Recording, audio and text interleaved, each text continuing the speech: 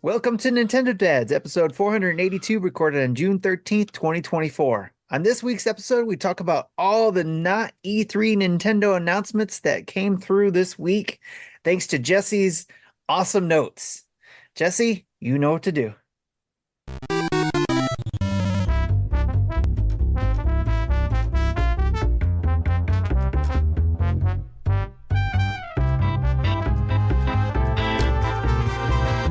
Hey, what's up, everybody? It's Marty here with Tim and Jesse, and it is Wednesday, June the 13th, 2024, and I know that's weird. It's weird to say... It's Wednesday, June the 12th. I said June 13th. Oh, yeah, it's Wednesday the 12th. That's right. Yeah, because the notes say the 13th because it was designed for Thursday. Designed to go that way. Yeah, guys, you got to set me up a little bit better than this. Anyway, it's June, somewhere around the 12th and the 13th, and we're recording on a Wednesday night because this week just didn't work out for the majority of folks, and so we're here to fill you in on a ton of Nintendo Switch game updates and things that have come out of Summer Games Fest, and we are more than likely in the launch window of a Nintendo Direct sometime within the next 5 to 6 days. We'll talk a little bit more about that in the show. Tim, Jesse, how you guys doing tonight? Well, we tried ordering Grubhub for dinner. And then one of Matthew's items didn't come in, so we had to figure out how to ask for it to be redelivered, and it couldn't just be redelivered. They had to refund me, and then I had to reorder it again.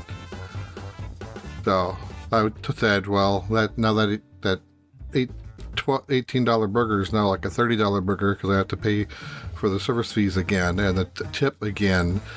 And so they ended up giving me a $20 credit for my next time. So I'm like, okay, I feel a little better, but still I'm not happy about it. Yeah. Well, I hate those kind of situations. That's not fun at all. Tim, how are you, buddy? Well, I'm doing a little bit better, I guess. I got all my food today for dinner. Because we had to go pick it up. But no, I'm feeling good about this. Although it feels weird doing it on a Wednesday, I'm probably gonna be thrown off tomorrow, thinking it's like Friday or something. But feeling pretty I was thinking good. the same thing. I'm like, this is gonna mess up the rest of my week. Right? It's gonna be like, wait, this is not Friday. Yeah, and so I in the interest of honesty, the reason that we're recording tonight and not tomorrow night is that both Justin and I were not going to be able to be on Thursday night because I thought that I was going to have to get up Friday morning at 4 o'clock to leave the house at 4:45 to go drive the bus to pick one of the buses to pick our kids ministry kids up from camp in Kentucky. And I'm still having to do that, but now we found out today they have to leave. They're leaving camp's over an hour before we thought it was going to be. So now I have to go up tomorrow night. So it's better that we went ahead and did this anyway, because we were going to have to we were going to have to leave at like 3:30 in the morning instead of 4:30, 4:45. And I just don't handle that well. That doesn't. I'm fine with early mornings, but the problem is getting to sleep the night before. I have trouble getting my mind settled and ready to for sure go to sleep, wind it down. Yep. I'm not a get in bed at 9 o'clock type person, Yep. And that's why I was saying, is like, we can't just do all this news just with 2 dads. We got to have at least 3 dads. Sure. There's a ton. There's a ton. So, so it's been a good week, and we're about to dive into the news. So how about we hit that button, Jesse?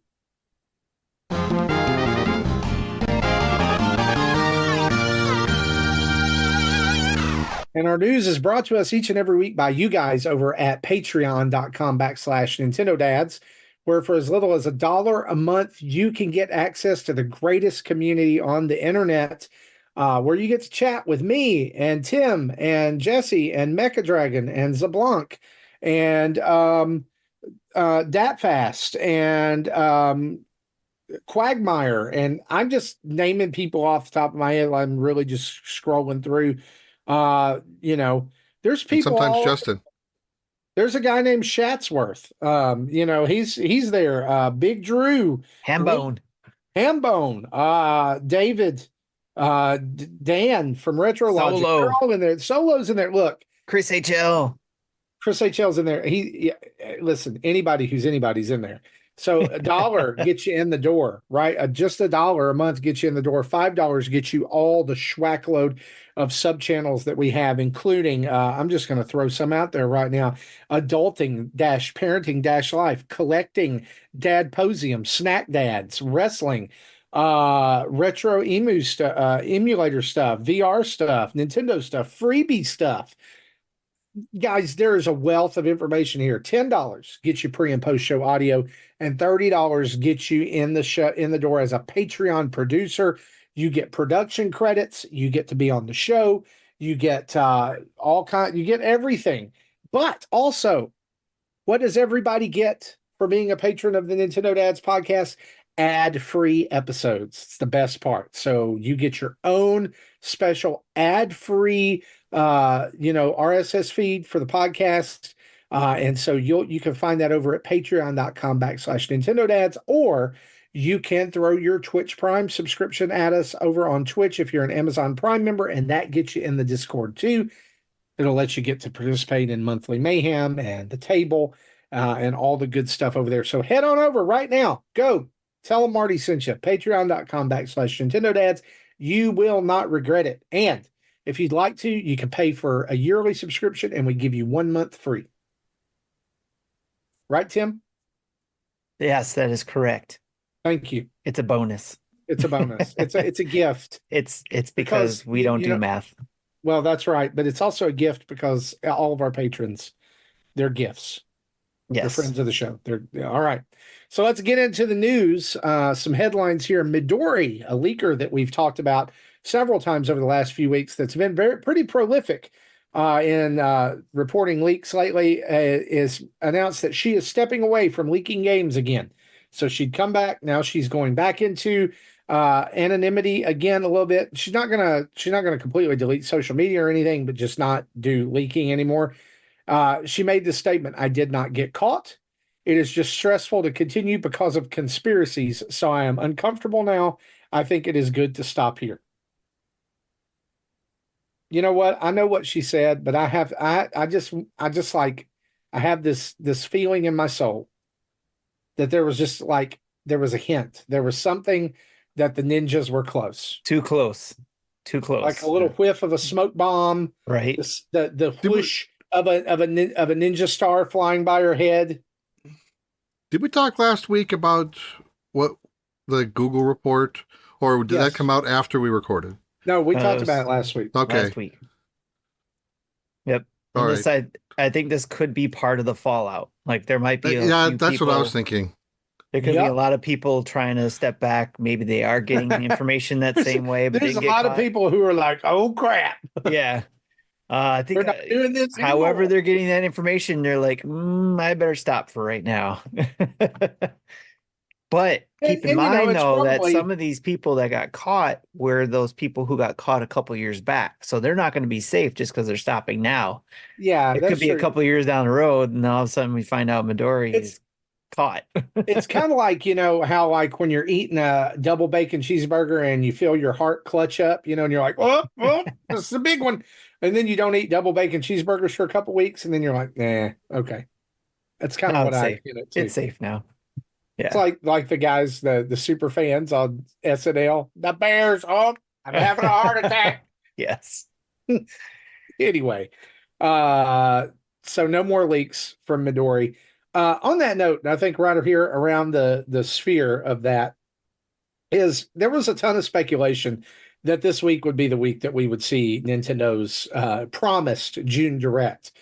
And we're recording this again. It's 9 p.m. Central on a Wednesday night, and we have not seen any smoke, hide nor hair, no whisper of a Nintendo Direct for this week. Usually, Nintendo at least announces them at least a day in advance. So that means we're probably not getting one Thursday. They typically don't do directs on Friday, which means more than likely it's going to be next week. And why do I say more than likely next week? Because Innersloth, the developers of Among Us, are posting a huge update to Among Us on the 18th of June. And just so happened to leak that, as well as what many people claim to be the date of the direct. I don't know how they got that from that. I saw the screenshots. Because the video said out now. Oh, and then they privated the video. Oh, okay. So it'll likely be out everywhere, not just Switch. But yeah, they were going to use the direct as the main jumping off point. Yeah. So we're thinking is my interpretation of all this. My guess would be next Tuesday, the 18th. We will see an announcement on Monday. What does Justin say? 9:30 Central Time or 9 Central Time. Tune in tomorrow for a roughly 45-minute Nintendo Direct for the back half of June. So I thought it would be fun for us to play a little game. All right. Uh-oh. And that game is to predict the length of the Nintendo Direct this time. Because they always give you a time, right? So think about it for just a second. And let's hear your answers. I've got a number. This Price is Right style. Can't go over. No, yeah, I would say closest to without going over. Without going over. Okay.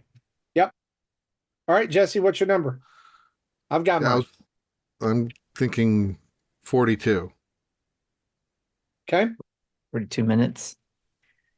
All right. I was thinking 40 minutes. Okay. I'm going to say 36 minutes. Okay. We're all kind of in the same vicinity there. So it's really gonna, we're all gonna be over and it's gonna be 20 minutes. Right. Just a 20-minute direct. All we're giving you is here's your freaking Twilight Princess and Wind Waker port you wanted, you bums. Get out of here. Right. Wait for Switch 2. Metroid Prime 4, we don't know. But yeah, I would suspect next Tuesday, but don't get your panties in a twist if it, doesn't show up on Tuesday. Don't be like, well, Nintendo Dad said. Well, again, my prediction was the 19th that we did like 2 or 3 weeks ago. There you go. Hey, look, you could nail it. I mean, there have been many Wednesday directs, many. So 18th, 19th, who knows? And it could be the 20th. And then we'll talk about it on next week's show. All right, couple of one little other thing here. The My Nintendo Super Nintendo World 1-year anniversary celebration sweepstakes is going on right now. My Nintendo account holders can spend up to 30 platinum points for 3 entries into a drawing for one winner who will receive a 3-day, 2-night trip for 4 to Universal Studios Hollywood in Universal City, California. Trip will include round-trip coach air transportation, 2 nights at the Sheraton Universal Hotel, transportation to and from the airport and the hotel in Los Angeles, 2-day general admission tickets to Universal Studios Hollywood theme park for an approximate value of $4,450. Gentlemen, I'm going to enter this. This is a steal of a deal. 30 coins? Me too, but if I were to try to book this myself, it would no way be $4,450. Oh no. This would probably be more like $10,000. Oh my gosh. I mean, well, and think about it. If you've got a family of 5 and you win this, how do you be like, all right, we got to play rock, paper, scissors to see who stays home? Well, this household's got 5 people in it. Rochambeau, who's staying at the house? Yeah, and of course, there's no food, so you still have to pay for your own food. That's where, I'm that's sorry. where the other 5,000 is going to come into play. Right. I'm And I sorry, forgot little that- Billy, you won or you lost fair and square. You got to stay home. And I forgot the exact date of when the deadline of entry is. I wanted to put it in the notes, but forgot. But it's sometime in, I think, early September. So you got a few months. Oh my gosh, they're going. When is this trip going to be? Probably next year. 2026. Since everybody likes to put everything in 2026 now. Looks like the Sands of Time remake. Yeah, you can. We'll Again. talk about that. We'll talk about that. We're getting there. So that's like most of our news, except for tons of summer game mess and summer game fest and all that releases. Although we do want to mention right now, we'll go ahead through our release and updates that out now. Shin Megami Tensei 5 Vengeance is out. Monster Hunter Stories and Whole.io Warzone Edition. Also coming out soon by the time you hear this episode next week, Moonstone Island will be out on Switch. And in the out later category, surprise, surprise, Hatch Tales. Hi, Jules. Not going to come out next week. It's going to come out in August. Maybe. We'll see. We'll see. As you can tell, none of us are holding our breath on that one. Nope. I was adamant that it wasn't coming out on the 21st. Anyway, well, Mama said, if you ain't got something good to say, don't say no, I nothing at gotta all. talk about this. No, Tim, go ahead. You're about to unleash the beast. Tim's mama says go nuts. Tim's mama says say whatever you want, boy. Mama said knock you out, so I'm gonna knock you out. Oh, okay. No, it's okay, fine. It gets delayed, right? But what I don't understand is the explanation again. Why it's being delayed? Because of, if I remember correctly, correct me if I'm wrong, because I was fuming when I read it again. But it was basically we got to work on X, Y, and Z. Right? What have you been doing since 2018 that you have to work on X, Y, and Z still? Also, you have can a date that you said in January that was going to be June. You had 6 months. And let's not also forget to mention that they talk about this delay, and then they're like, painstakingly selected 4 choice screenshots. There's still no video of this There's game. no gameplay. There's nothing like no that. gameplay. There's no title screens, no box art, no nothing. I understand Jules is, he's explained this before. He is not a marketing person. Clearly, he is not a marketing person. Oh, so right. You are at a point where you are saying you're going to drop it in June. You get somebody or get the advice of somebody. Yeah. And get on that. You are a TUI. You have a company behind you. Now, unlike some of these single developers who don't have all that stuff, you get somebody. There's people in the community that probably would volunteer to help you if you are not being stubborn. So to me, these are all excuses. And until Jules were to come on the show and say something straight to our face, because right now, if he was on here, I'd be saying the same thing right now to him. Like, this is ridiculous, Jules. This is ridiculous. You need to have the right people in place. Tim, I want to ask you this. As someone who backed this for a significant amount of money, and I would, at this point, I'm gonna define that this way. All right. Anyone who has backed this game at higher than a $10 level has put a significant amount of money in this game. Okay, to me. How much, like, I hear what you're saying, and I think that that's good. And like, I get it. There needs to be answers. He needs to find people to come alongside him and help him. Yes, 100%. How much goodwill does Jules Watson have left? Is my question. To me right now, I don't think it's much. Exactly. And the way it looks right now, if he were to not release something, that would crush a TUI. Oh crush yeah. a Tui. That's why I think it's going along on a string right now, is because he can't. It's not just him, it's not just his name. That can eventually, after some time, be repaired, but he's got a company, a Tui, that I believe would be crushed by trust, people not trusting him and all that kind of stuff, not buy his stuff if he Yeah, I doesn't think come through.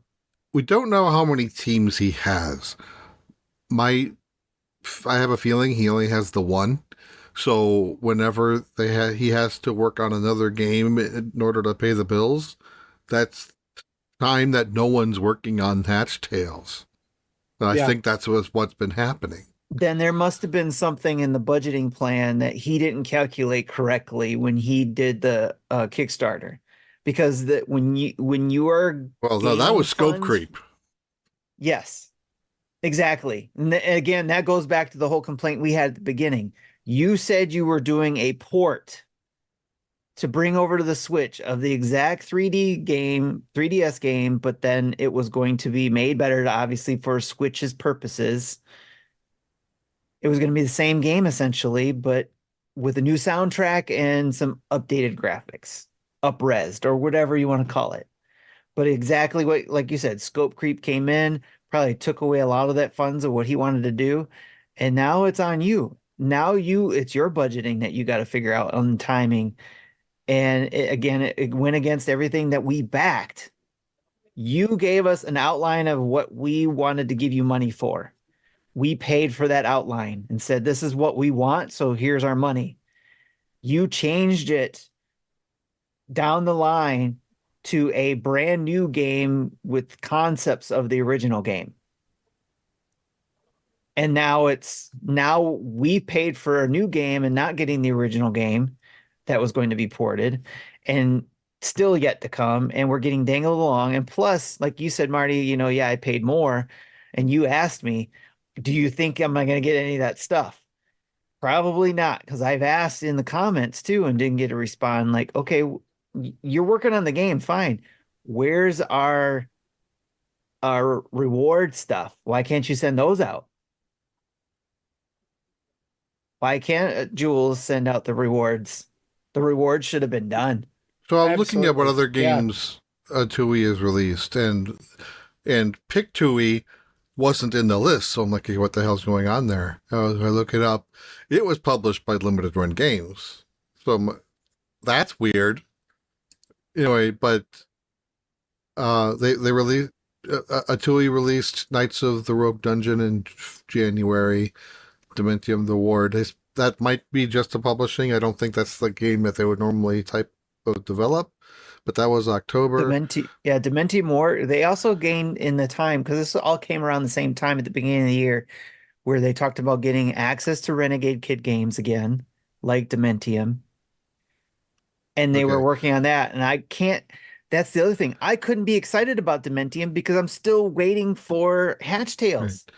Yeah, Newton Mud's collection and Zeo Drifter was May. Run Box Run is November 22. Soccer Slammers June of 18. So that's about, when was the Kickstarter? Around 2018? 2018. The end of 2018, yeah. December. April. It funded. April's one. April. And then it funded a month later. It was supposed to be released by December. Well, so if you include Pick TUI in that, they've have 5 games since that Kickstarter. That isn't what the Kickstarter was. Right. Yep. Which makes sense to Are you including the ports like Totes My Goat and? Well, that was Totes the Goat is March 18, so I did not include that one. Okay. Anything 2018 I didn't count. I counted anything after that. I understand you have to pay the bills. Obviously, you have the budget to create the game, and that budget should be there for what you got from the Kickstarter campaign to make the game. And then if there's other things to keep TUI going, then you got to do that, obviously, especially if you're just a handful of people working on, moving from project to project.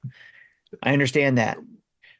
But that's never been communicated that way. Yeah, I'm wondering if their accounting apartments have anything to do with Amigos. Right. Because nothing has been You transparent in this. you whole can't call thing. them Intellivision now because they sold the name. They are no Exactly. longer Intellivision. They're just Yeah. Amico. They're just And Amico. Tim, yeah, how about we brighten it up with some actual games that are actually going to come out? Yes, let's do that. All right. yay! Um, there's been a ton of news this week, and every game that we're going to talk about in this next segment are games that are confirmed to release for Nintendo Switch, at least in the end of 2024 or into 2025. And there were a Yeah. ton of presentations this week. Yeah, a lot of these may not even have dates, so I just threw them in my grid as a TBD. But so there was maybe half a dozen to 10 of those. Yeah. But yeah, if you look at all the notes I took over the 4 days, there's almost 30 pages of notes. And what I pasted into this document is only stuff that is Switch related. So there is likely things that were talked about that didn't say they're coming for Switch, that might be a Switch successor later. We don't know. So I didn't put that in the notes for tonight. Yeah. But, and one thing I wanted to mention here is Jesse, man, so diligent. Thank you for putting together our notes for this week and chronicling. I would say, but by the end of the weekend, my brain was mush. I bet. Yeah. 10 to 12 hours of watching this stuff. 45. That's the number. 45 different games that you have listed here that are coming to Nintendo Switch. I didn't even count in the them. Near future. Yeah. Well, while you were talking about, the 30 pages of notes, I was doing a very quick count. And I may have missed one or two, but 45-ish, 45 plus maybe. Let's talk about Summer Game Fest first. Probably the most surprising game announced in all was Lego Horizon Adventures. Yeah, was the opening game. Opening game, not just for PlayStation 5 and PS via Steam and or PC via Stream and Steam and Epic Game Store, but also coming to Nintendo Switch day and date, holiday 2024. This game is a Lego recreation of no Horizon Zero Dawn. I'm not sure about the second game. I think there's supposed to be elements of both games. So there's both games playable on Nintendo Switch with a single Joy-Con. And y'all, Lego games, I mean, okay, like obviously PlayStation 5 versions look better, right? I mean, I was playing AEW Fight Forever today. There's a notable difference between the Switch version and the PS version, but really doesn't matter all that much when it comes to Lego games. Yeah, because the textures are also really simple. Yes. So just, I think this is like, how? As long as this can keep the frame rate, it should be a great game. I'm completely excited for it. I'm excited. I think this is a really cool experience that we're going to get. It gives me the Minecraft adventure vibes, when Microsoft brought that over to the Switch. So then there's Sony doing the same with So I want to think about this and like, are we opening a door to a partnership with Sony here? Like we opened the door to a partnership with Xbox. I think so. With the Zelda movie. Well, no, I don't think it's that Sony. type of partnership, but I think it's still with Sony. I think so. I think Sony made the decision or made the realization about the same time Xbox did, saying, "Hey, we put our system games on other systems, we sell more, and that means more money." More money. So I think we're going to see less and less console exclusives out of those boats. And it makes sense too because. Go ahead. Sorry. Yeah, so they're going to cross release amongst themselves and including Nintendo systems. And it makes sense too. And I think we've talked about this several times in the past. Like, why can't companies like Xbox and PlayStation bring games to the Switch, to where you've got a year or two exclusivity to your console, and then because Nintendo's behind anyways, bring over your games over to the Nintendo system, because then you'd make more money on those games for people who maybe can only have one system, and that's a Nintendo system. It's what we've said this entire console cycle with Nintendo Switch is that just put your games on the Switch. It's going to make money. Yes. Like the install base is there, absolutely there now. It was there 60 million units ago. Right. But it's definitely there now. Mhm. There is no reason that Lego Horizon Adventures does not sell like absolute gangbusters on Nintendo Switch. Because number one, it's a Lego game, and number two, people are going to be curious about it. Yes. Again, if they've never played Horizon at all on PS5, PS4, they're going to want to play this because it's, and honestly, to me, this is an extremely smart strategy for how you get graphically intensive games on Switch. Give them to Lego. Give them the Lego. Yeah. Give them to Traveler's Tale. Let Traveler's Tales do a Lego version of Final Fantasy. Let Traveler's Are you Tales saying do a we Lego should have had a version. Lego Persona 5 instead of the chibi version? Yes. We should have had a Lego Final Fantasy 15 instead That's of what that. that's what I meant, There it not is, Persona Final 5. Fantasy. Yeah. Can you But imagine Final Fantasy Can 15. you imagine a Lego God of War?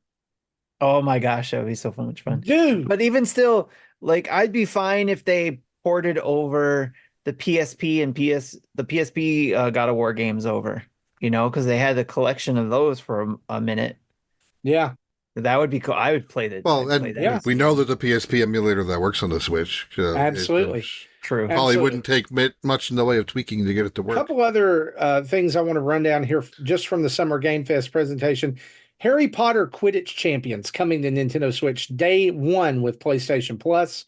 This is also coming September 3rd. Neva or Neva, I don't know. Neva coming to Nintendo Switch. Sid Meier's Civilization Sorry, 7. real quick to the Neva. Yeah. Tell That us is about by- this. You said you were super excited about this. This is by the team that did Gree. Mm. So if you played Gree, my daughter played it, and I always did. loved the art on that. So This you same like team. you befriend a wolf cub? Yes. Is Yes. that game? You befriend and you grow older, And it looks like. Yeah, and at the end, Okay. that thing was huge. Yeah.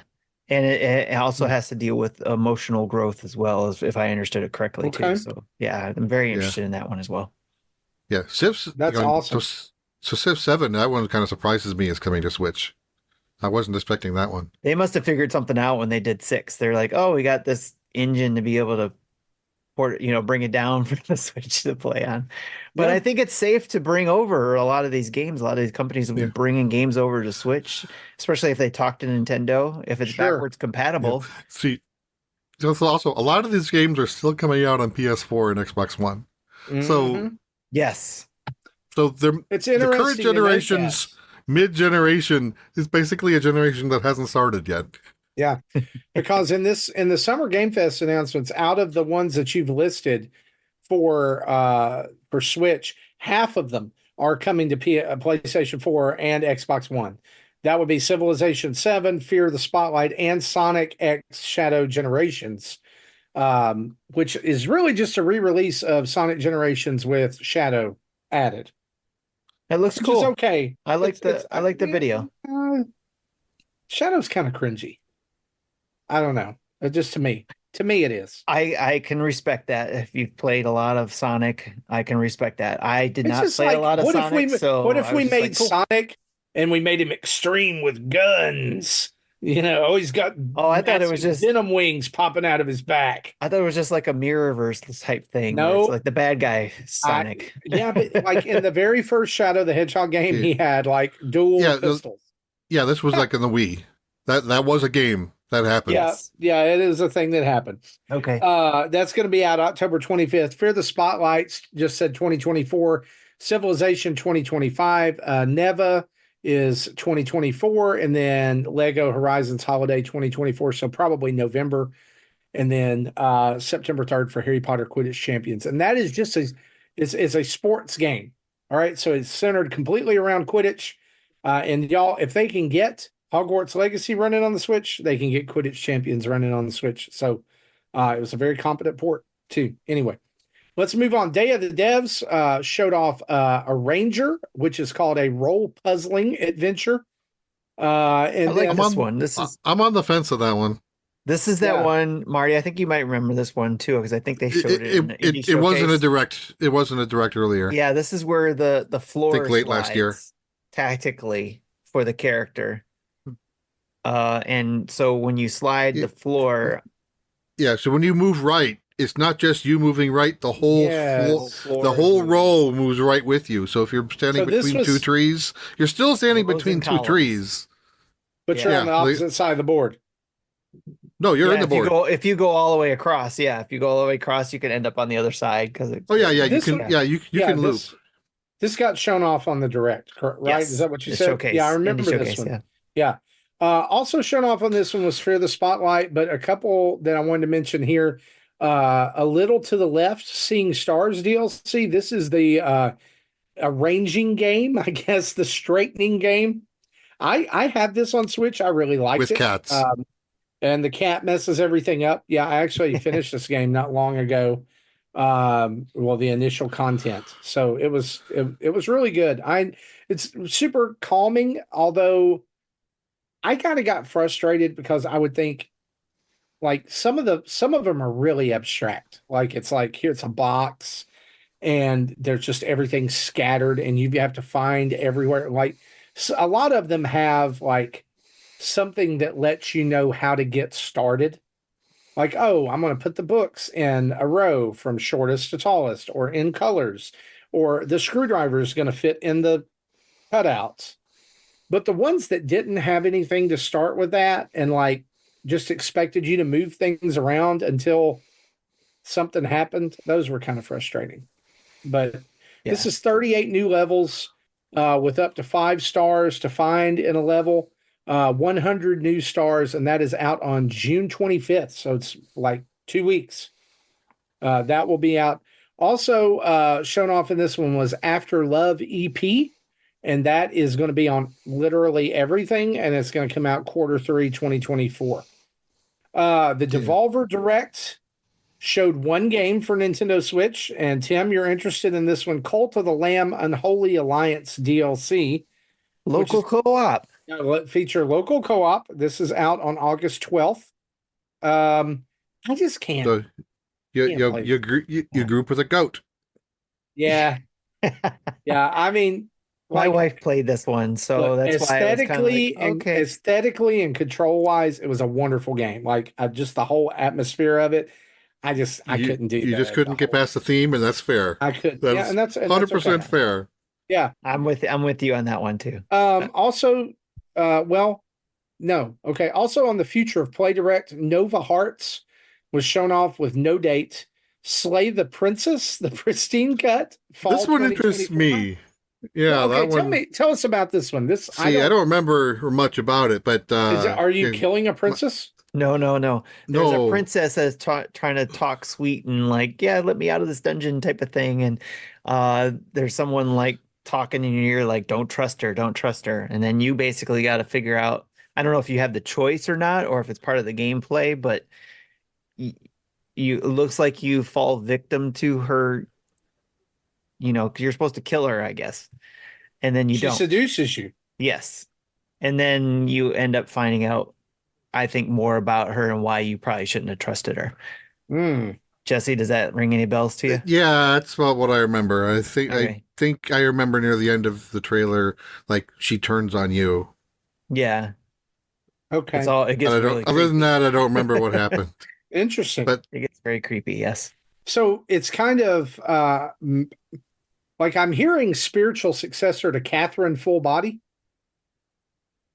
Like, because I don't know if they showed much in the way of gameplay, so I'm not sure. No, I know. I'm just. Or you just want to talk about more in the story, wise. Yeah. Possibly.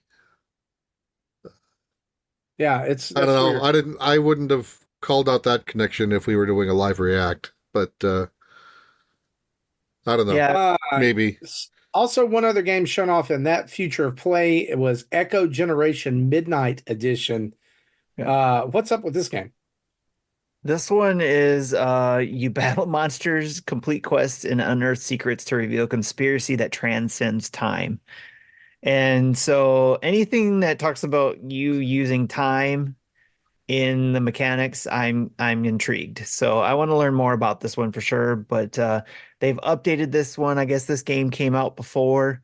Not sure when and how long ago, but they've updated it to where they got some new features in it, like fast travel, I think if I understood it correctly, unless I'm thinking it. I watched a bunch of things, so hopefully I'm not mixing it up with other things. But I think there were some new elements they added to the game to make it more user friendly, a little bit more fun for people. But it definitely looked interesting Yeah, I as think far I'm on as the the fence of that one. yeah, I want to definitely learn more about it. So when it comes out, when it comes closer to when it comes out, maybe I'll learn more. Okay, cool. Up next was the Wholesome Direct. Tons of games for Switch on this, probably the most of any presentation this week. Yeah, I think just in general they had like 70 to 75 games. Wow. It was a lot of rapid fire. Yeah, Caravan Sandwich Discounty, which is 2025 Critter Yeah, Cafe. If yeah. I don't mention a date, they didn't give one. Yeah, discounting is one I'm interested in. Okay. That's like kind of like you run the store of in a small town and it Oh yeah. grows and It's like a supermarket of some sort, but there's some yeah, glitchy things happening in it. And it's like, is there something else going on here? yeah. But Yep. yeah, it's like you are trying to expand your store in this area and stuff like that. And then the caravan sandwich one kind of gave me some Blaster Master vibes where you get to, in Blaster Master you're controlling the truck and then you can get out of the truck and explore and get things for you and resource wise. That kind of gave me those vibes, and that's why that one interests me a little bit. Okay. Critter Cafe, Garden of the Sea, which is 2024. Times and Galaxy, June 21st. Culebra and the Souls of Limbo, 2025. Pine, A Story of Loss, 2024. After Love EP, that we've already talked about. Free Ride, which is Q1 2025. Tim, tell us about this one. You put a little asterisk next to it. Yeah, this one is actually there's a demo out on the Switch. Actually, I could only find the demo on the UK store, but I imagine that it's going to be available on the Switch as well. But basically, you Their are demo also might be on Steam. yes, it is on Steam, but there is one on Switch as well because I downloaded it from the UK store. Because I couldn't find it on it said demo was on the Switch, and when I went to look for it in the US Okay. eShop, I couldn't find it. But basically this is a game where you board a train in the spirit world in an RPG where you make friends, use telekinesis, find secrets, consume ice cream, and then chart your own path. And then you learn about yourself. Essentially, this is a personality test game where you are playing, you're doing a game, but choices you make kind of tells you the type of character you are based on those things you choose. Mm, okay. So I'm Cool. I'm gonna try out the demo, see what happens there, and go from there. Okay. I'll try to do a first look demo thing too if I can. So 3 more games announced in this direct. Kamaru, A Frog Refuge, out today. Manami Lane, which is 2024, and Moonstone Island, which comes out next Wednesday on Nintendo Switch. This game was released on PC last September. And then On Your Tail, Nintendo Switch, no date given. Headed Island, no date given. Magical Bakery, no date given. And The Star Named Eos on July 23rd. Tons of games, tons of a indie lot of stuff. these, I think you guys mentioned it, or Jesse, I think you did, was if it's not a Nintendo Switch demo, which I didn't think a lot were, except for the one I did find, most of these are in Steam's demo event that they got going on too. So you can, if you have access to Steam, you can go download demos. A lot of these games, like the GI Joe one I downloaded, I still have to try. So Okay, I'm looking forward to trying that one. cool. From the Future Games Show, we've got Dredge, the Iron Rig, which is that DLC or a brand new game? That's DLC to Dredge, I think. Okay, I know a lot of people like Dredge. That's out August 15th. Anton Blast is out November 12th. That has a demo right now on Nintendo Switch if you'd like to try that out. Sorry to interrupt real quick. Back to the Dredge thing. I think they call it expansion. Not Okay. necessarily DLC, but an expansion. Well, It's DLC. either way, it's an update. Servonauts coming to Nintendo Switch. Wild Bastards on 2020, sometime in 2024. Metal Suits Counterattack 2024. Shim July 18th, and Nico DeRico out on in sometime in 2024. Shim is that shadow one that we saw before. Yes, where you I'm jump very around. interested in that. I've been thinking about that game ever since I saw that in the showcase, indie showcase, and so I can't wait for this to come out because I've been like, I don't know why, but it seems very interesting, and looking forward to that one. Mm-hmm. Yeah, I'm looking. What about Nico DeRico? What is this game? I know David Wise. There's a big hubbub about David Wise doing the music for this. DK Country like game. Ah, okay, That's why. gotcha. Well, then, if you're a Donkey Kong Country fan, this is the one you're going to want to keep an eye on. Yeah, definitely. From the Xbox Games Showcase, we've got Life is Strange Double Exposure announced for Nintendo Switch with a date TBD. So if you've been playing the Life is Strange games on Switch, be sure to look for that one. The actual release date for that on other systems is October 29th, but do not expect the Switch one at that time. I think they're probably going to lag behind. What I like about this one is your powers grow and you end up being able to use an alternate universe type mechanic. So that looked very interesting to me too. So that's why I put that down as an interested. Of course, we know John Blanco is all over this because he loves Life is Strange games. Yeah, I went to post it and he's already talking about it. Yeah. Because I was maybe 10 minutes behind at the time. Oh, okay. Yeah. PC Gaming Show. We'll rattle these off pretty quick. Wonder Stars, Tempopo, Demon School out September 13th. Core Keeper on August 27th. Cat Quest 3. No date given. Grit and Valor 1949 is coming 2025, and Rise of the Golden Idol. Yeah, we do have a date for Cat Quest 3. It just wasn't mentioned in that show. What is that date? August 8th. August 8th. So it's sooner than later. Yeah. Nice. Okay. Yeah, we joked that Cat Quest 3 and Steam World Heist 2 are coming out on the same date. 2 games involving real-time naval battles. Oh, yeah. Nice. Yeah, because Cat Quest is going to kind of up the game there with where you can fight.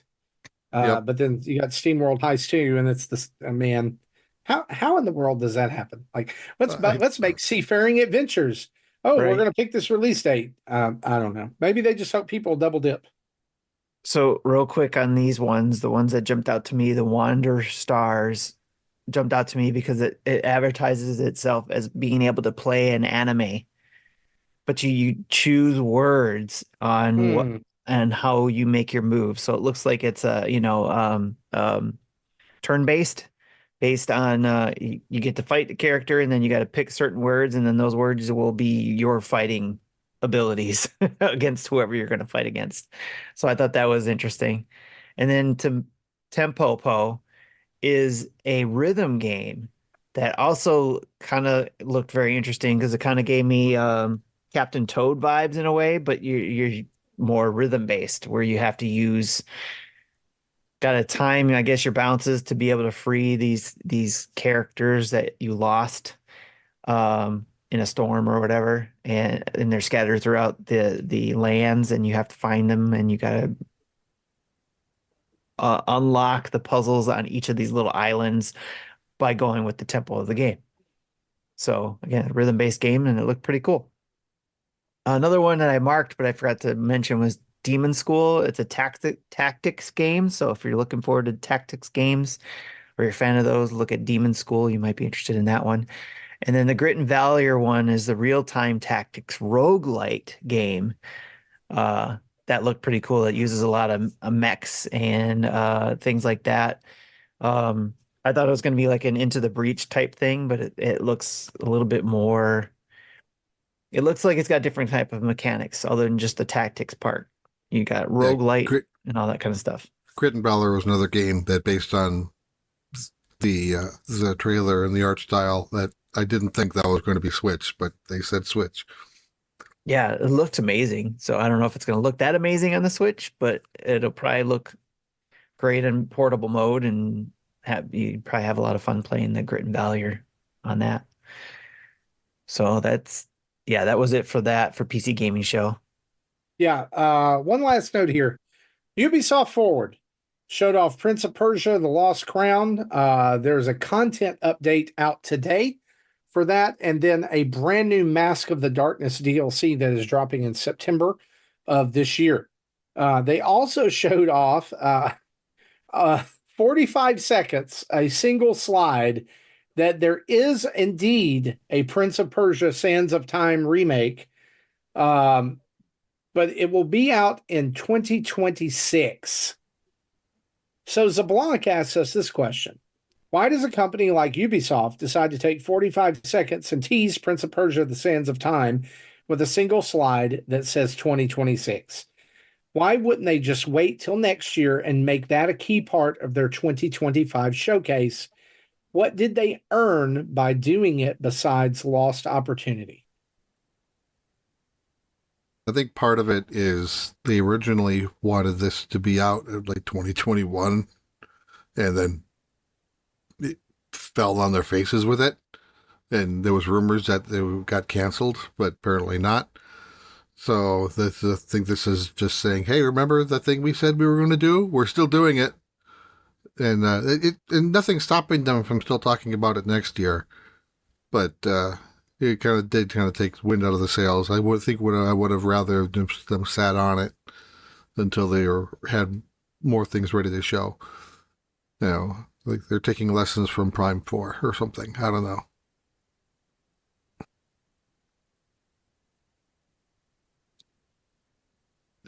I don't know why people do this. It is very Prime 4. To me, it's almost like, see, we're doing it. We're doing it. Don't you love us? Don't you love us? And then they drop the date. So to me, it almost makes it seem like, yes, it was planned for earlier. Yes, it did get canceled. And then because so many people talked about it, it got resurrected. And they had to either restart work on it or pick up where they left off. And maybe some of those people who were working on it weren't at the company anymore. And so they had to replace all those people, and now we can work on it. And that's why it's so far back. Yeah. I just had an issue with the Ubisoft Forward in general, just because the majority of their games are games that are already out, just getting new content packs, new updates. So the games as a service types of the games.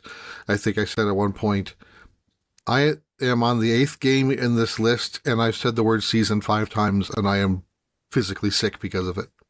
And what does that tell us? 2 things. Number 1, major publishers have put all their eggs in one basket and tried to jump on a model that the bubble has now burst on, and it's going to cost them.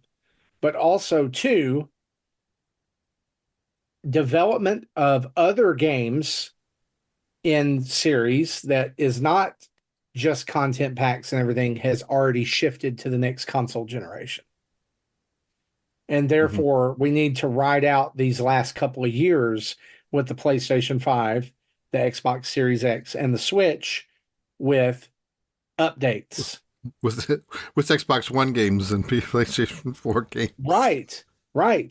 Because this, guys, I'm going to tell you, what's this generation going to be remembered for? Switch dominance. That's what's going to be. It's Switch dominance and unfulfilled promises for Sony and Microsoft.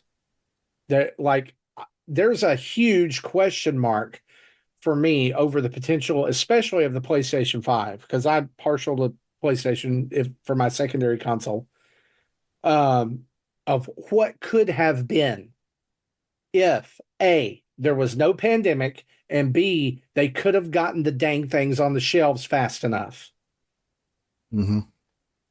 what could have been this generation. But I think what happened was by the time they were able to actually put them on shelves and get them to people, they'd already thrown their hands up and said, forget it. Let's do something else. In an alternate universe. In an alternate universe, the PlayStation 5 has a 15-year console cycle. And it goes on and so it becomes the number one best-selling console of all time. Because I'm be honest with you, a Nintendo fan. I bleed Nintendo red, but I love my PS5. I really do. I've had some great gaming experiences on it. Well, you know what they say, your favorite. blood is blue before it hits the oxygen. So. Well, that's true. That's true. Before it hits reality. Well, guys, that's our news for this week. Before we leave, I wanted to go back to Xbox again because they did announce new hardware. Don't know if you caught that. Yeah. Oh my gosh, what a dumpster fire that was. I'm sorry. So they have an all digital Xbox Series X 1 terabyte for $449. An all digital Xbox Series S 1 terabyte for $349. Then an Xbox Series X 2 terabyte for $599. So $100 more than the launch X. But it has a disc slot. It has a disc slot, yes. And all of these are coming out this holiday. And I'm gonna be honest with you, the Galaxy 2 terabyte Xbox looks like somebody was painting their room and didn't cover their Xbox Series S well. And splattered. It just looks like it looks paint splattered. Is not an attractive console. Now that big white box, that Series X, the all digital one, in white. That one looks. That would look nice sitting next to my white PS5. What I don't get is why that's a sexy gaming refrigerator right there. Why is the white all digital only 1 terabyte when you're downloading the most on an all digital version? Because they want you to buy the little proprietary expansion drive to stick in there, because they've made a butt ton of those and they're sitting in a warehouse somewhere where they've got Steve Ballmer guarding it for $48,000 a year to give him something to do. Yes. I mean, and those things are pricey because they are proprietary. Unlike PlayStation 5 uses NVMe, which is more of a standard, and those have gone down considerably since 2020. I hate proprietary media. I hate it. Yeah, agreed. I hate and it. That's been Sony's problem with PSP and Vita. Yeah, so I'm glad. It's nice to see that they learned their lesson here. Listen, I don't want to be super cynical about Xbox. I mean, we are a Nintendo show. Xbox puts out some fantastic games. They've cooperated with Nintendo. I don't want to be seen as like, oh, just poop on the competition, whatever. But I just have to ask, who are these for? Who's going to buy these? Because Xbox sales are already sluggish as it is. Yeah, these are not for people who already have the system. No, this is like an all digital 1 terabyte console for $450 that you're maybe going to be able to fit 10 games on. I think it's like what $50 less than launch model with the disc. A third of that is your Call of Duty game. Well, right, yeah, your 300 gigabyte must always be connected to the internet, even to play single player. New Call of Duty game. Don't even get me started on that. I told you, I've said it from the beginning. This was coming with this always on internet crap. And do I have good internet now? Great. I don't care. Call of Duty can go burn in a dumpster fire. If they bring Modern Warfare to the Switch, though, I'm going to be playing it because I love Modern Warfare. You can have our copy, Tim. I will go ahead and tell you that is a code I will not fight you over. I could give 2 rats rips about Call of Duty. Yeah. I think Matthew has not more harm to the gaming industry as a whole than any yearly sports iteration. Because look at all the studios that Activision has put under and and killed innovation for so they can go work the Call of Duty machine and keep it going. So, yeah, Right. I'm a little bitter. Yeah. And Matthew's been a Call of Duty fan since he was 12. But so the last 2 games he did not buy, but he's got his eye on this one. I can't wait till the wheels fall off. I'm sorry. I just can't. Anyway, and listen, since we're recorded this week and not live, people are probably pitchforks and torches can be sent to Justin Masson at NintendoDads.com. And that's our news. Let's pause right here for an ad break from our good friends over at Manscaped. And I'll pull that copy up real quick. I'm sorry, guys. I totally forgot. Well, I tried looking for a June copy and I couldn't find a June copy. Can you find one? Because all I can see is May. Yep. I got one here. Yeah, I got one. Okay. June. What is June the 12th, right? Okay. Here we go. Interesting. I could not find it. All right, here we go. If you haven't heard already, it's Smooth Sack Summer. When you're playing in the summer sun, make sure you've scaped your pubes to bum.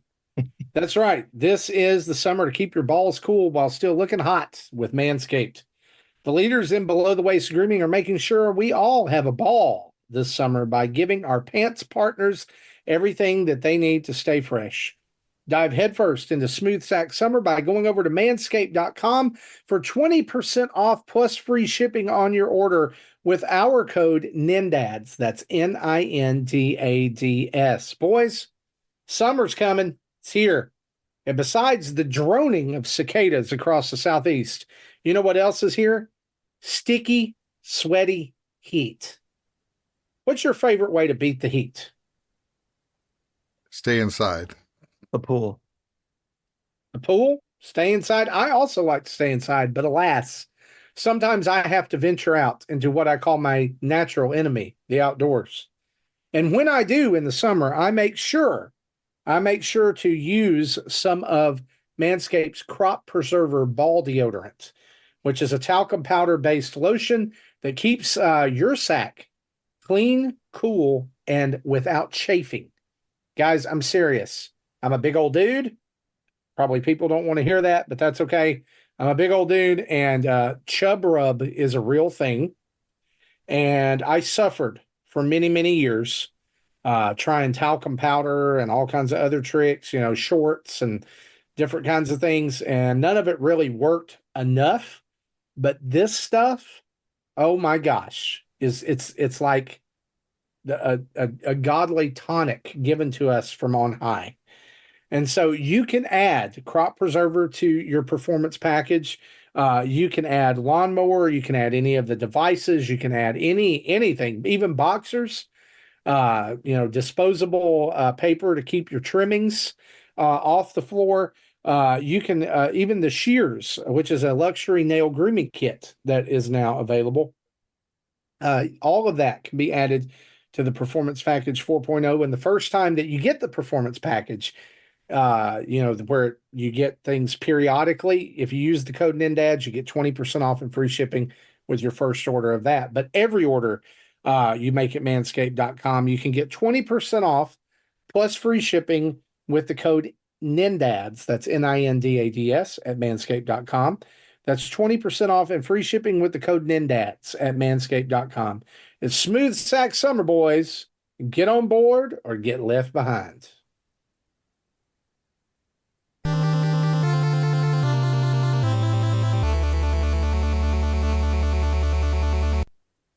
All right. As we move on to the next part of our show, it's time for our question of the week. And this week's question is this. All the summer shows have happened, and Nintendo's latest Direct is imminent, which we do know. What has to happen on the Direct in order for you to feel that the presentation was a success? And what has to appear on what is potentially the last Direct dedicated to the Switch to have you screaming like our good friend Roger from Roger's Base? We got some interesting comments here We'll go through some of these. Zablanc says the only thing I want and expect is to see the Life is Strange double exposure trailer and release date. When they've announced past Life is Strange games on directs, they do a 2D animation style, which is really cool. So I'm hoping they do that again. Also, a new Punch Out. But he adds this. This is the first time in as long as I can remember that I have zero expectations. I expect nothing from Nintendo except to continue this lazy year. We've been sold on Nintendo winding down the Switch, so why should I expect a big new release? I'm broken.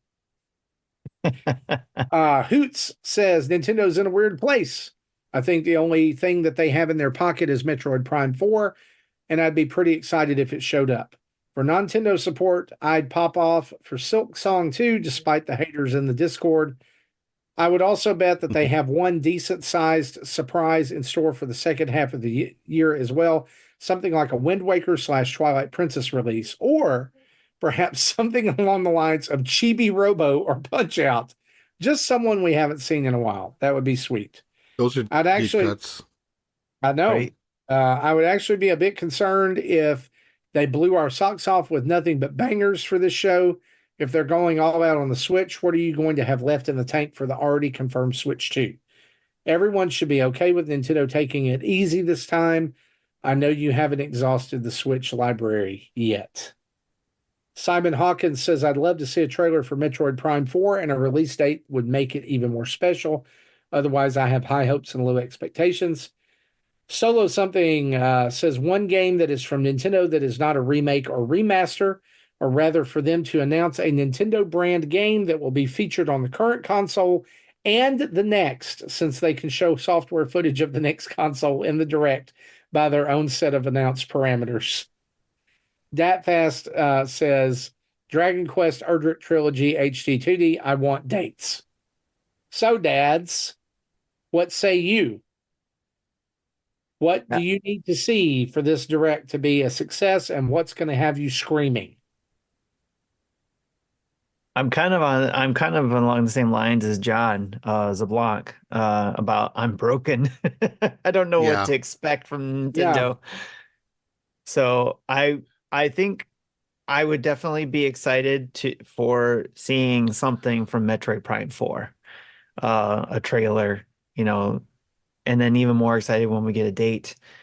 And I'll even be more excited if it's super cool and just blows my mind, on what type of game it is and how different is it going to be from the other three that came out in the past, all that kind of stuff. So yeah, it's kind of hard, but that is what I'm hoping for. And also anything I'd probably scream about is anything on my prediction list if it comes true. Like if Nintendogs is announced, I'll scream. I'll be like, ah. Okay. Jesse, what about you? I've said before that I've had zero expectations going into many Direct. So this is not my first rodeo like it is for Blanco. But really, I think the only thing I'm really wanting is that a release date for Dragon Quest. Other than that, I could take it or leave it. But I think that's the one thing that I really want information on.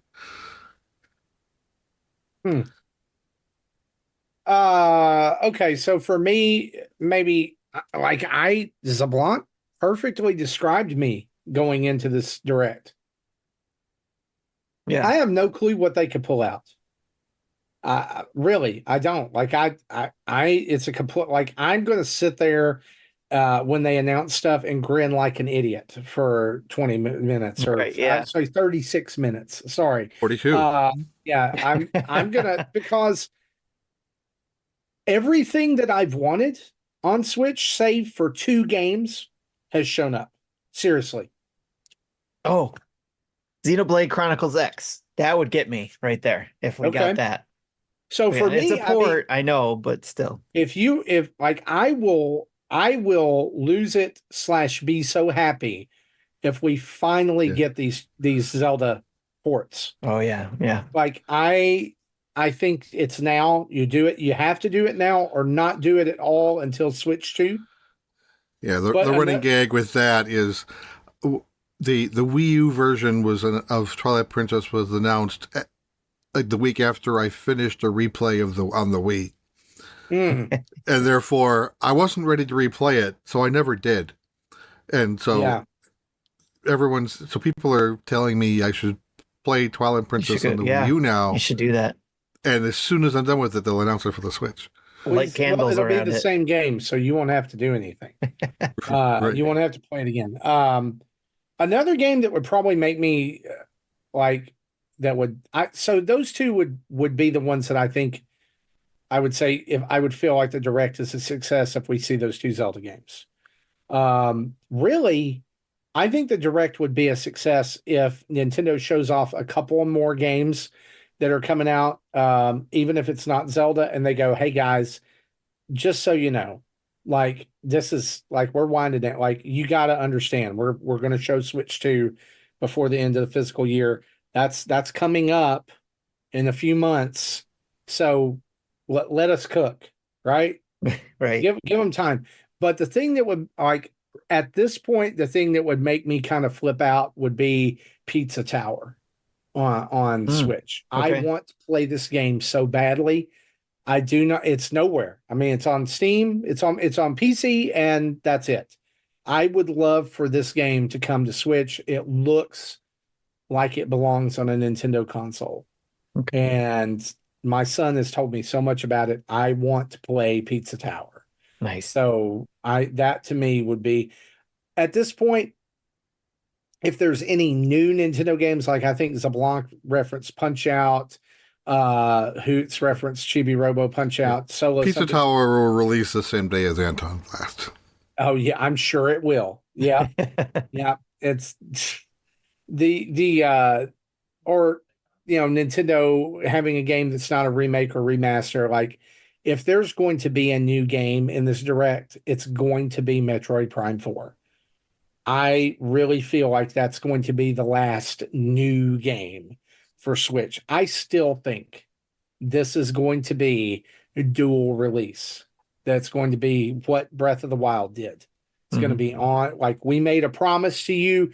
We promised you it would be on Switch. Here it is. But it's also on Switch too, with better graphics. May not be. Yeah, I wouldn't. I don't know if they'd hold it up and like they did with Breath of the Wild. I would like to see them release this on Switch as soon as they can, and then just say, "Oh," and then as part of the do a successor announcement, say, plus. "Here, this will be enhanced for this new system." Yeah, super Metroid Prime 4, right? Can I get a Metroid Prime Pinball 2? How about Sure. that? Can I get that? Sure, you can have. Listen, the sky's the limit for this direct. You can have whatever you want. I'll even let the Silk Song people have their bug game. That's fine. Go have fun. And can I have Nintendogs? Can I get that one? Sure. You can have Nintendogs if I can get Mega Man 12. Okay, there we go. Sounds good. So I think the optimal solution with Prime 4 would be, you take the Switch cart, put it into the successor, and it'll say, "Oh, this is the new system. Let me download the updates to make it to." And if that happens, that's a point toward my predictions. Yes, Kind of like what happened with the Xbox PS4, Xbox and did. PlayStation did the same thing. Yeah. Yep. It's not unheard of. Well, that's our question of the week. Let's talk. Let's take a timeout.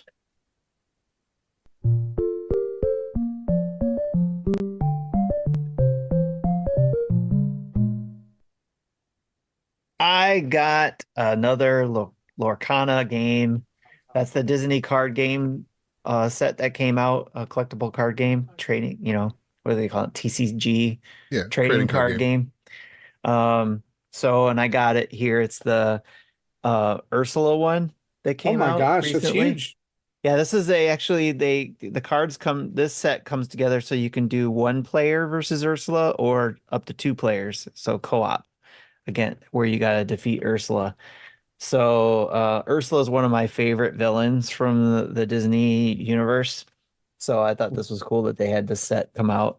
And I missed it at the card shop when it first on day one launch. And so they were all sold out by the time I went to the store on the weekend. And then it was like I was bummed and I thought for sure I wasn't gonna find it anywhere.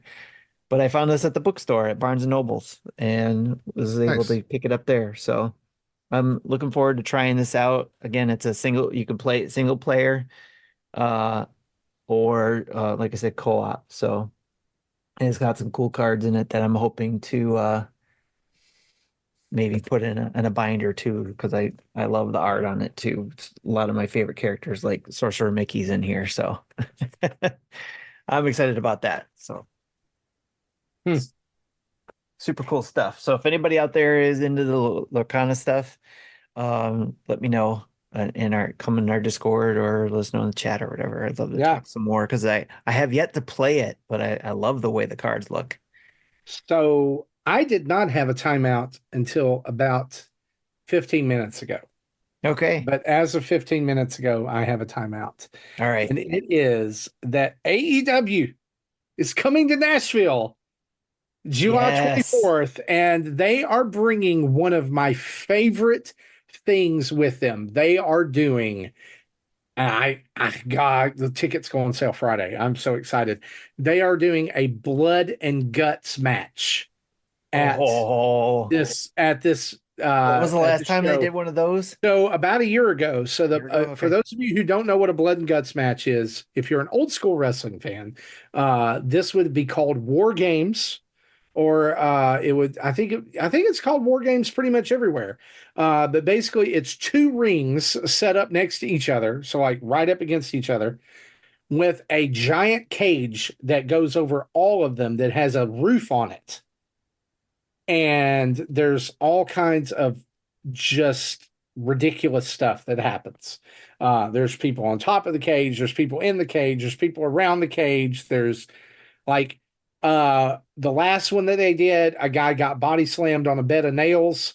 Um, there's thumbtacks, they're throwing them in thumbtacks and all kinds of stuff, beating them with baseball bats, and it's gonna be an hour and a half for me, and I'm so freaking excited. That's awesome. So if you may see it, you may see me on TV again for Blood and Guts. July 24th, Nashville at the Bridgestone Arena. Um, I I'm kind of freaking out right now. Like I'm so stinking excited that this is Sweet. going to happen. And I'm hopeful. Pre-sale tickets go on sale tomorrow, so I'm hoping I'm able to get into the pre-sale Ooh, and nice. go and get close. Actually, I don't know that I want to be like on the floor. Maybe you just want to be like as you start to go up, Yeah. like a few rows back, so I can see everything that's happening. Well, the You seats know you what I mean? had last time were pretty good, weren't they? Oh, the seats that I had last time were third row on the floor. Like I Okay. was 3 rows away from the ring. Gotcha. Yeah. So So you need to get and that that. You was need to find fun. out what that first row is that goes up a level, the Well, first I row mean, there. there'll be a diagram of it Yeah. on Ticketmaster, but I want that, and I want a aisle seat. I don't want to. Yes. I need an aisle seat. So, man, I'm freaking stoked about it. Like Fantastic. they're gonna be in and around Memphis in early July, and I almost bought tickets to that. I'm so glad I didn't, because now, oh my You get gosh, to go to this event. I Yeah, want to for sure. see somebody fall off the top of that cage safely, Safely. safely, and a non-career ending injury. Yes. I want to see. That's what I want to see. I want to see the Well, Undertaker choke slam Mankind onto the yeah, I announce was say table. pulling a mankind. Oh God, he killed him! He killed him, bro. That man's got a family. Right. There will never be better wrestling commentating than JR and the King. I'm sorry. Yeah. Anyway, They were good. discussion over. Let's talk about what we've been playing.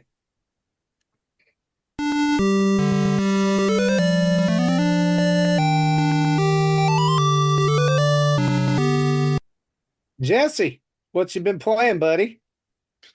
Okay, so I've mentioned that I've had I picked up an Atari 2600 Plus last year, and I was unable to play Pitfall 2 with it. Uh, because the pit that has extra hardware in the cart, so the dumper wasn't able to handle it right. There was, I think, going into over the holidays and then into February, there was 2 beta updates for the firmware. I tested them and still no go. Found out near the end of May there was a 3rd beta update that was supposed to fix it. So I gave it a try and it did. So I was able to play some Pitfall 2 Lost Caverns this weekend. I started doing some recordings. I didn't stream anything. I wanted to see if I can get do a full run, and if I end up with a perfect run and record it, I can then upload it to speedruns.net or whatever that speedrun.com. And I remember at one point someone looked and no one had 100% run logged before. There is one person now that does, so it wouldn't be the first. But I don't know. I just had a hard time with the timing of the jumps. I guess I got used to the Intellivision timing, which is different than the Atari timing, because I couldn't get to the balloons without dying. So that's something I'll probably be playing with over this weekend to try to get a good run in. Then yesterday, what I thought was a new game on PlayStation 5, but turns out is the PlayStation 2 version of it playable. It's Sly Cooper and the Thievius Raccoonus. So I was able to, since it's they have a PS4, PS5 version of the game, so it's downloadable and playable natively, as opposed to any PS3 games that has to be streamed. So I gave that a play, and I played the opening sequence and a little bit into the first stage. And it's a lot of one-hit kills. I wasn't expecting that. Mm-hmm. Early 3D platforming. Well, I guess not really early, but still 2002. Feels like early 3D platforming. Yeah, it's 2002 3D platforming, which still isn't great. But the thing that bothered me the most is the camera controls were inverted and there was no way to swap it. Yep. So, normally the way I'm used to camera controls, if I push left on the right stick, it's like the camera would behind me would move to my left, which means I would see more to my right. That's kind of how I expect games to play, but instead I tap left and the camera moves to the right to show me left, and I don't like that. Yeah, this is to me is why Star Fox on the N64 app is unplayable. I can't do it. Yeah, because up is down and down is up, and I don't like that. There's no way to change it. That's normal for flight sims, and I'm fine with that. But the horizontal scrolling is what was weirded me out. In fact, there is no vertical scrolling at all in this game, and I don't like that either. Nope. This game does show its age, but I got to say this: like Sly Cooper and the Thievius Raccoonus, and the entire series of Sly Cooper are some of the best. Like whole package gaming. Like you get past a little quibble or two there. The voice acting is incredible in these games. It's genuinely especially for funny. A PS2 game, the voice acting was good. Genuinely funny. Has a lot of really cool set pieces and moments. There's there's a little bit of everything in this game. There's sneaking, there's outright combat, there's vehicle driving, there's target gallery shooting style things. There's all kind. You never know what you're going to run into. But yeah, I will agree with you. The one-hit kills are a little cheap, especially because with the camera on that, sometimes depth is not its strong suit. Right. The first time I died was because I wanted the camera to swing one way, but it swung the other, and I ended up jumping in water. And apparently, Dude, don't swim. Nope. Um, And and my second death was also like, oh, you know what it was? I got an achievement. I hit the PS button to see what it was, but that didn't pause the game. I got hit. Okay, yep, that was BS. that was stupid. The thing that I'm finding as I go back and replay it is that there are a ton of powers for Sly that you unlock by 100%ing every stage. Oh, Getting all the bottles, getting stuff like getting all the bottles gives you the key to a safe that's in every stage. Like the yeah. combination. I came across one So safe already. those are the powers that like let you roll or dodge or throw your cane. There's one, I think, that one power you get each themed level that you're going to need to use in the next level. Like, so like the first one's like a swamp and the boss is a frog. And so there's by beating him, you get a power. And Okay. then in Mugshot, who's the second one, who's this dog with guns, he like big Mug muscly dog. shot. Got it. Okay. Yeah, he there's a power you get from him. And so you can beat the game with just those five powers, or you can be thorough and you can get stuff that allows you to put down bombs and all kinds of other stuff that is actually useful. But and it also it's funny because like all the powers are pages from the Thievius Raccoonus that have been stolen. Yeah. So the so the like with the Thievius Raccoonus, like inside each of the like the story is that the Thievius Raccoonus is like the history of the Sly Cooper family, right, and all of Yep. their thieving adventures. So the each like it's been stolen by this crime syndicate. They've ripped out pages and they've hidden them in all these safes. And when Sly reads the page of the Thievius Raccoonus, he learns a power like, oh, this is my old this is Mortimer Cooper's smoke bomb from, whatever, and from 1945.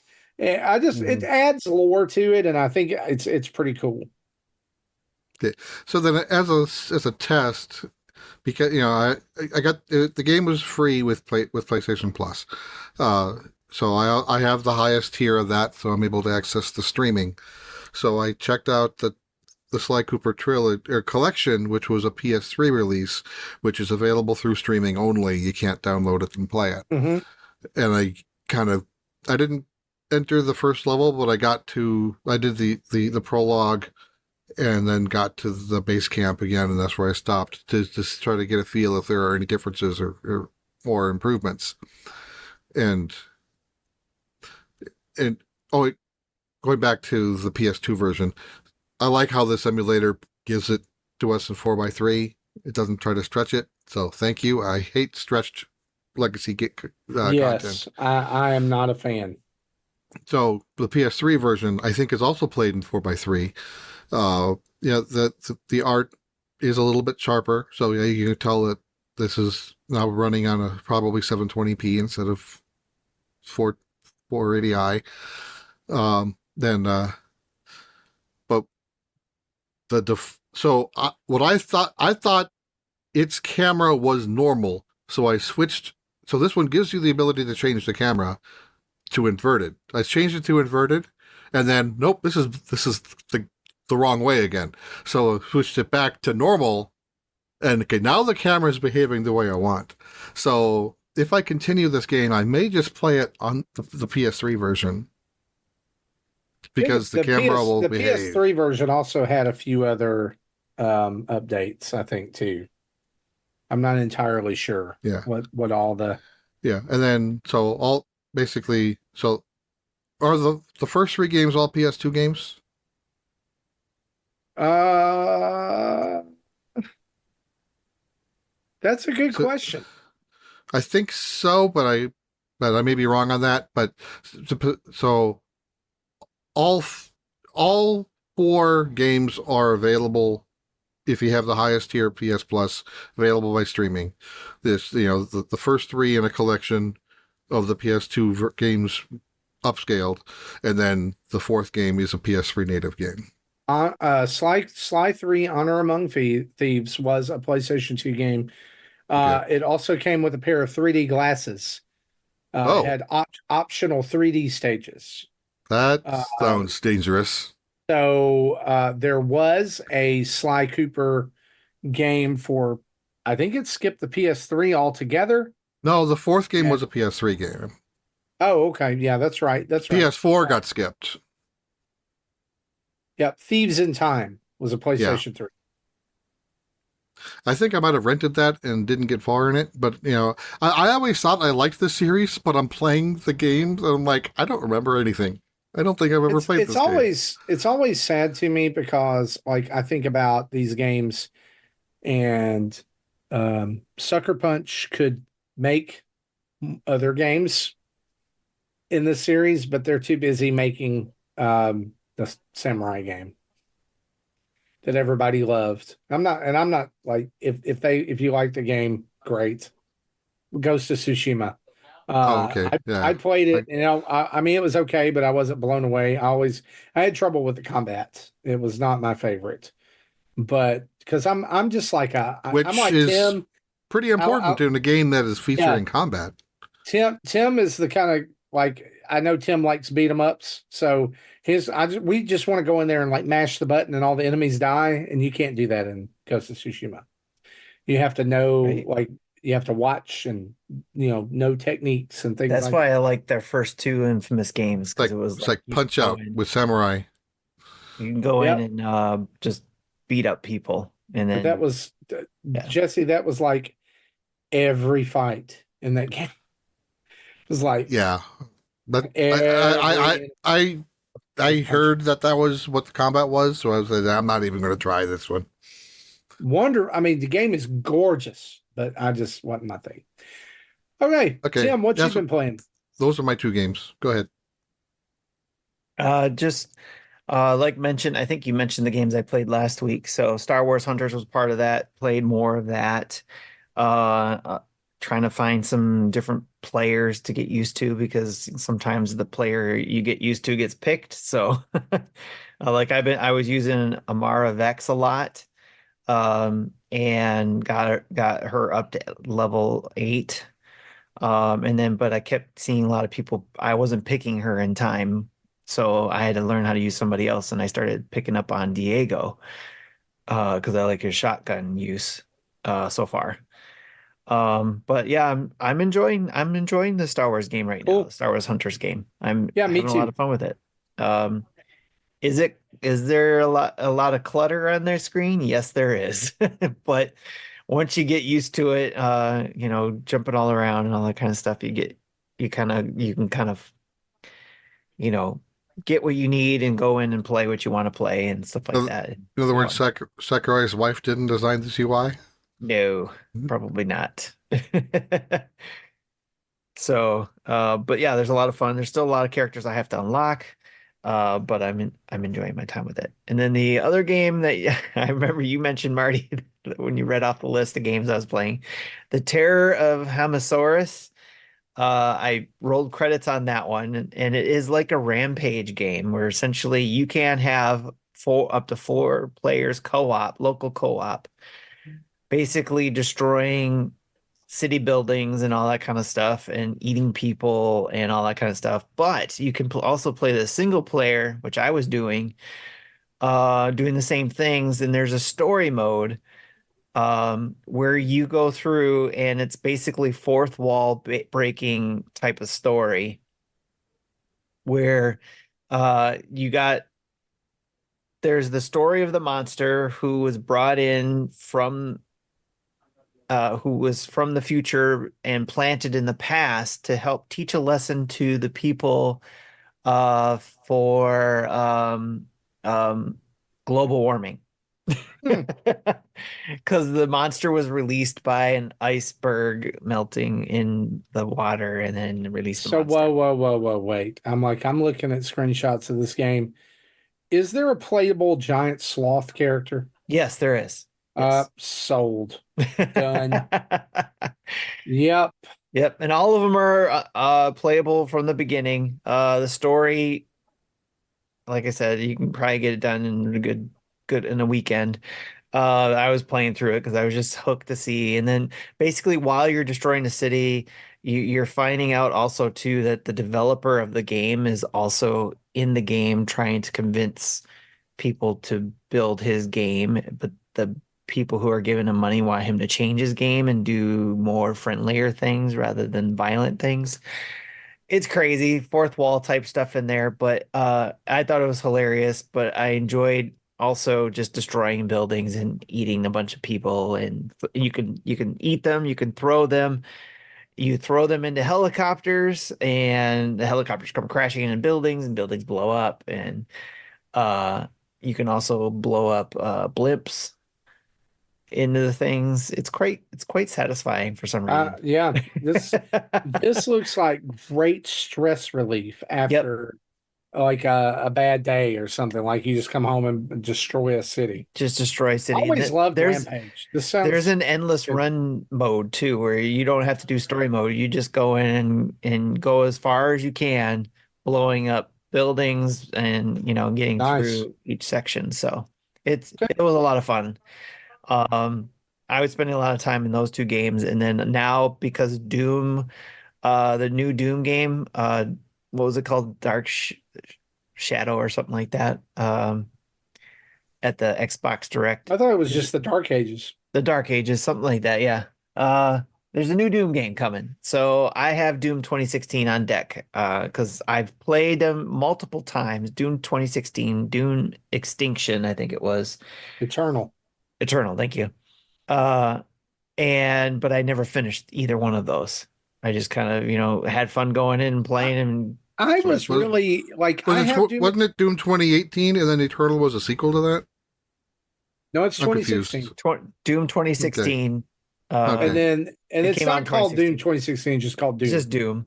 Right, But because the people original add was in called Doom, and then the new version came out in Yeah, and then 2016. Eternal was after that. That was a sequel Yes, to that. Eternal came out after that. Here's the thing about Eternal. Like I want to like that game a whole lot, but after when you play Doom and you like Doom was a very story-based game, whether you realize it or not, it did have a story.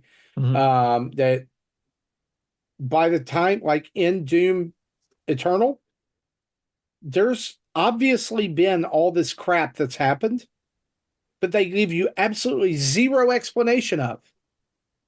Like Doom ends with your hero,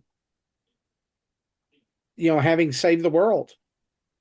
Doom Eternal starts with him waking up on the space station and hell has invaded Earth and has killed everybody. And like every city on the Earth is in ruins and there's no explanation.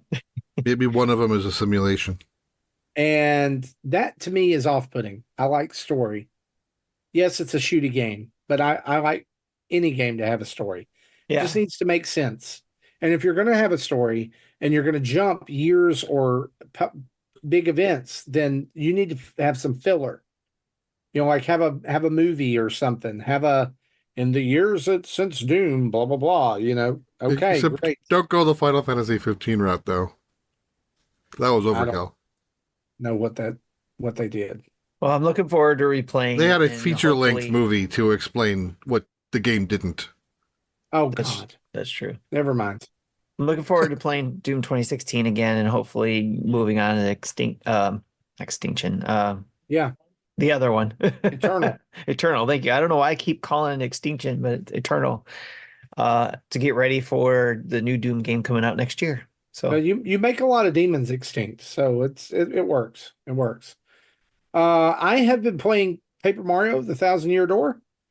I just finished the area in Twilight Town with the 4th star.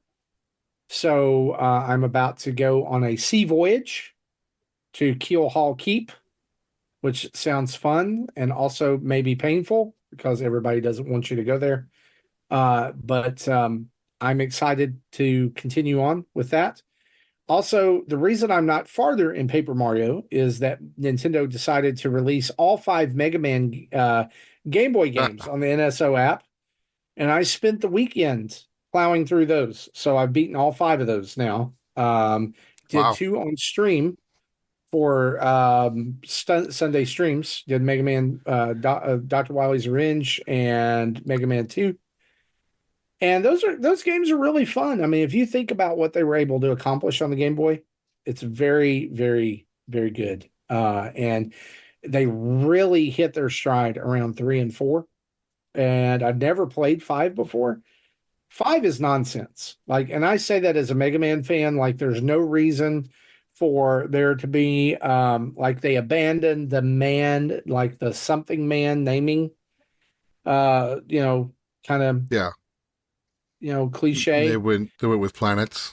Yeah, everything's a planet or a solar system, like or a planet or something. Like there's one named Terra, and but you know what? At the end, it's and like they try to act like it's not Dr. Wily, but guess what? In the end, it's Dr. Wily again.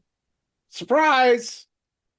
And I guess sales weren't what they were. Actually, what's funny to me is I realized Mega Man Dr. Wily's Revenge did not come out until 1991. 1991 was also the same time that Mega Man 4 came out on the NES. So it was already kind of winding down on the NES, and we still continue to get Game Boy games after that. And they tried some new things like charge shots from the Mega Buster pushing you back and not getting your energy back between stages for your weapons and having to, budget those. They had a store where you collect P chips. And Dr. Light's always like, "Did you bring the P chips?" And I'm like, it's like he sent him out for potato chips. It's always, "Did you bring me more P chips?" And you can buy things that like make your weapon consumption lower or help you. And the biggest change is that in Mega Man 5, Mega Man doesn't have the Buster gun because the story is that it's too weak to fight the Star Droids, which are the bosses. So Dr. Light upgrades him to have the Mega Arm, which shoots Mega Man's fist at them, punches them. Oh. So it has less range. You charge it up just like your thing, like the initial one, those little pea shooter shots are still there. So when you slower charge rate it up, of fire, but stronger. No, it's normal, but then when you charge it up, it shoots the fist out and it goes like it doesn't go across the screen and then out. It comes back to you. The problem is when it's out, you can't shoot like you can with a Mega Buster shot. So it would shoot the big. Yeah, that's okay. Yeah, that's kind of what I was going with that. But you can upgrade it via the P chips to grab items and also grab onto enemies and squeeze them to do more damage, which it chooses to do sometimes and sometimes it doesn't. It's kind of like it's not always 100% how it grabs onto him. I don't know, but it's good. I mean, it's enjoyable. The whole series is enjoyable. So you can go check those out right now on Game Boy NSO. Barbecue or salt and vinegar? Cheddar and sour cream, actually. Okay, for your peach All chips. dressed. All dressed is also an option. Although, guys, we're friends with a couple whose son is a missionary in Thailand, and they have just he and his wife, who's Thai, have just come over here for a visit, and they did a thing like a little thing where you could come learn about what they did, and they had some Thai coffee that they brought in, which was awesome. And then they also had different Thai food, like you could get seaweed wraps or stuff like that. And I'm like, yeah, I want none of that. And they're like, hey, there's some Lay's potato chips down there. And they had like, it was like Ruffles consistency potato chips, but it had like traditional Thai seasoning on the chips. Oh my gosh. Oh yeah, that sounds good. Bury me in those chips. Holy crap, they were good. They just had a little bowl there. And I felt bad about like standing there and continuing to eat them. You're like, I'll just take this bowl. I'm just gonna go over here and Homer. But anyway, that's what we've been playing. Let's turn on the community spotlight to round out the show. All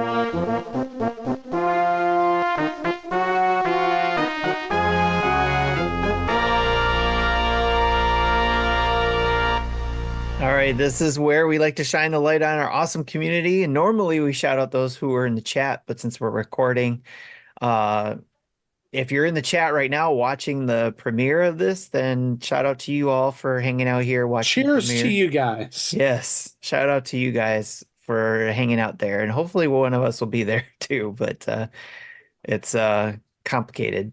Everybody's schedule is complicated. But we have events and contests going on, monthly mayhem going on until June 30th.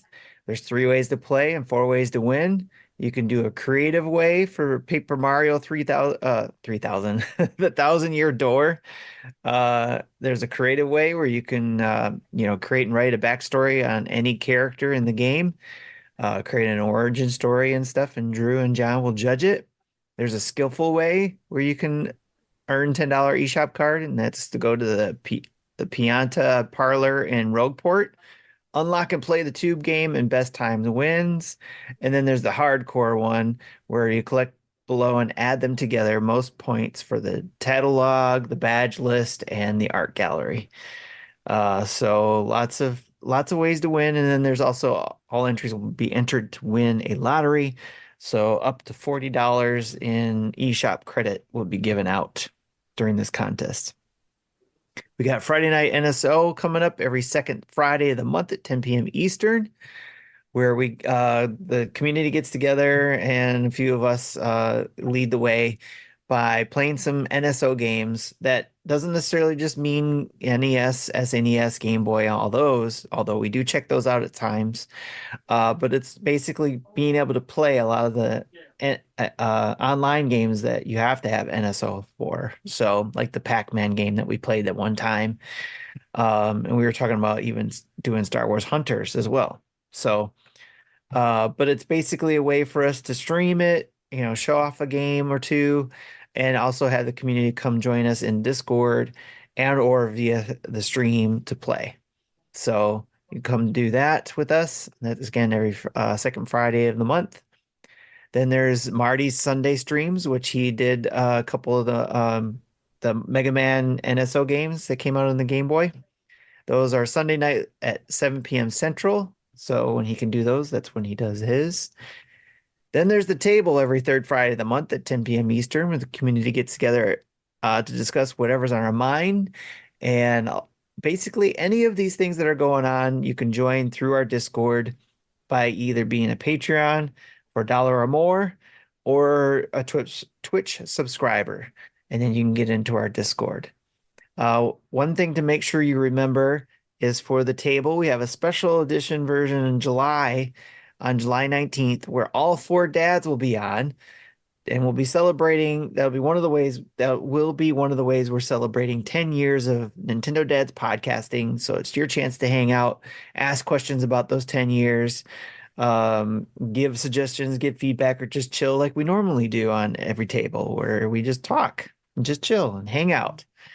So don't forget that one in July. For all 4 dads will be on July 19th. And then, of course, we talked about it before. We got the summer gaming events had just finished up. We went over a recap of that.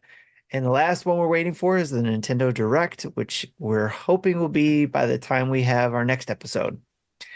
But if not, they said there will be a June Direct. So we have 2 more shows left to fill that out, I think. June the 31st. Right? That's exactly when it'll be, June 31st, sure. Nice. All right, so let's real quick. We got a couple of questions from the community. Let's go over those. We got a couple of the voicemails. Jesse, you ready for the voicemails? I wasn't able to massage them like I normally do, so I'll just be playing them directly off the Google Voice Swipe. So it might be a little fuzzy, but we'll see how that turns out. Let's do it. Oh, okay, you want me to do it now? Okay. Let's see. While you're getting it ready, I'll read one of the questions here. From Okay. Mecca, he says, if you could invent an esport game that'll be played in front of an audience, what game would that be? Burning Yu-Gi-Oh cards. Sweet. All right. Nice. How about you, Jesse? any esport game? Uh, that like when we went head to head Picross, Okay. I like we said did Ring in New Fit York. Adventure. I said I have that a Yeah, real I have a real that answer. would I be an just said that I esport. said that to get under Mecha's skin. That's my real one. Ring Fit Adventure, where you have to pick up a team, where it's a team edition, and you got to have at least 4 or 5 people on a team, uh, using Ring Fit. So it's actual athleticism and gaming put together in an esport game. that actually is a good idea. But yeah, I don't have a real answer because, as we established last week, I don't like people playing with people. Yes. Uh, I would like to see a VR fighting game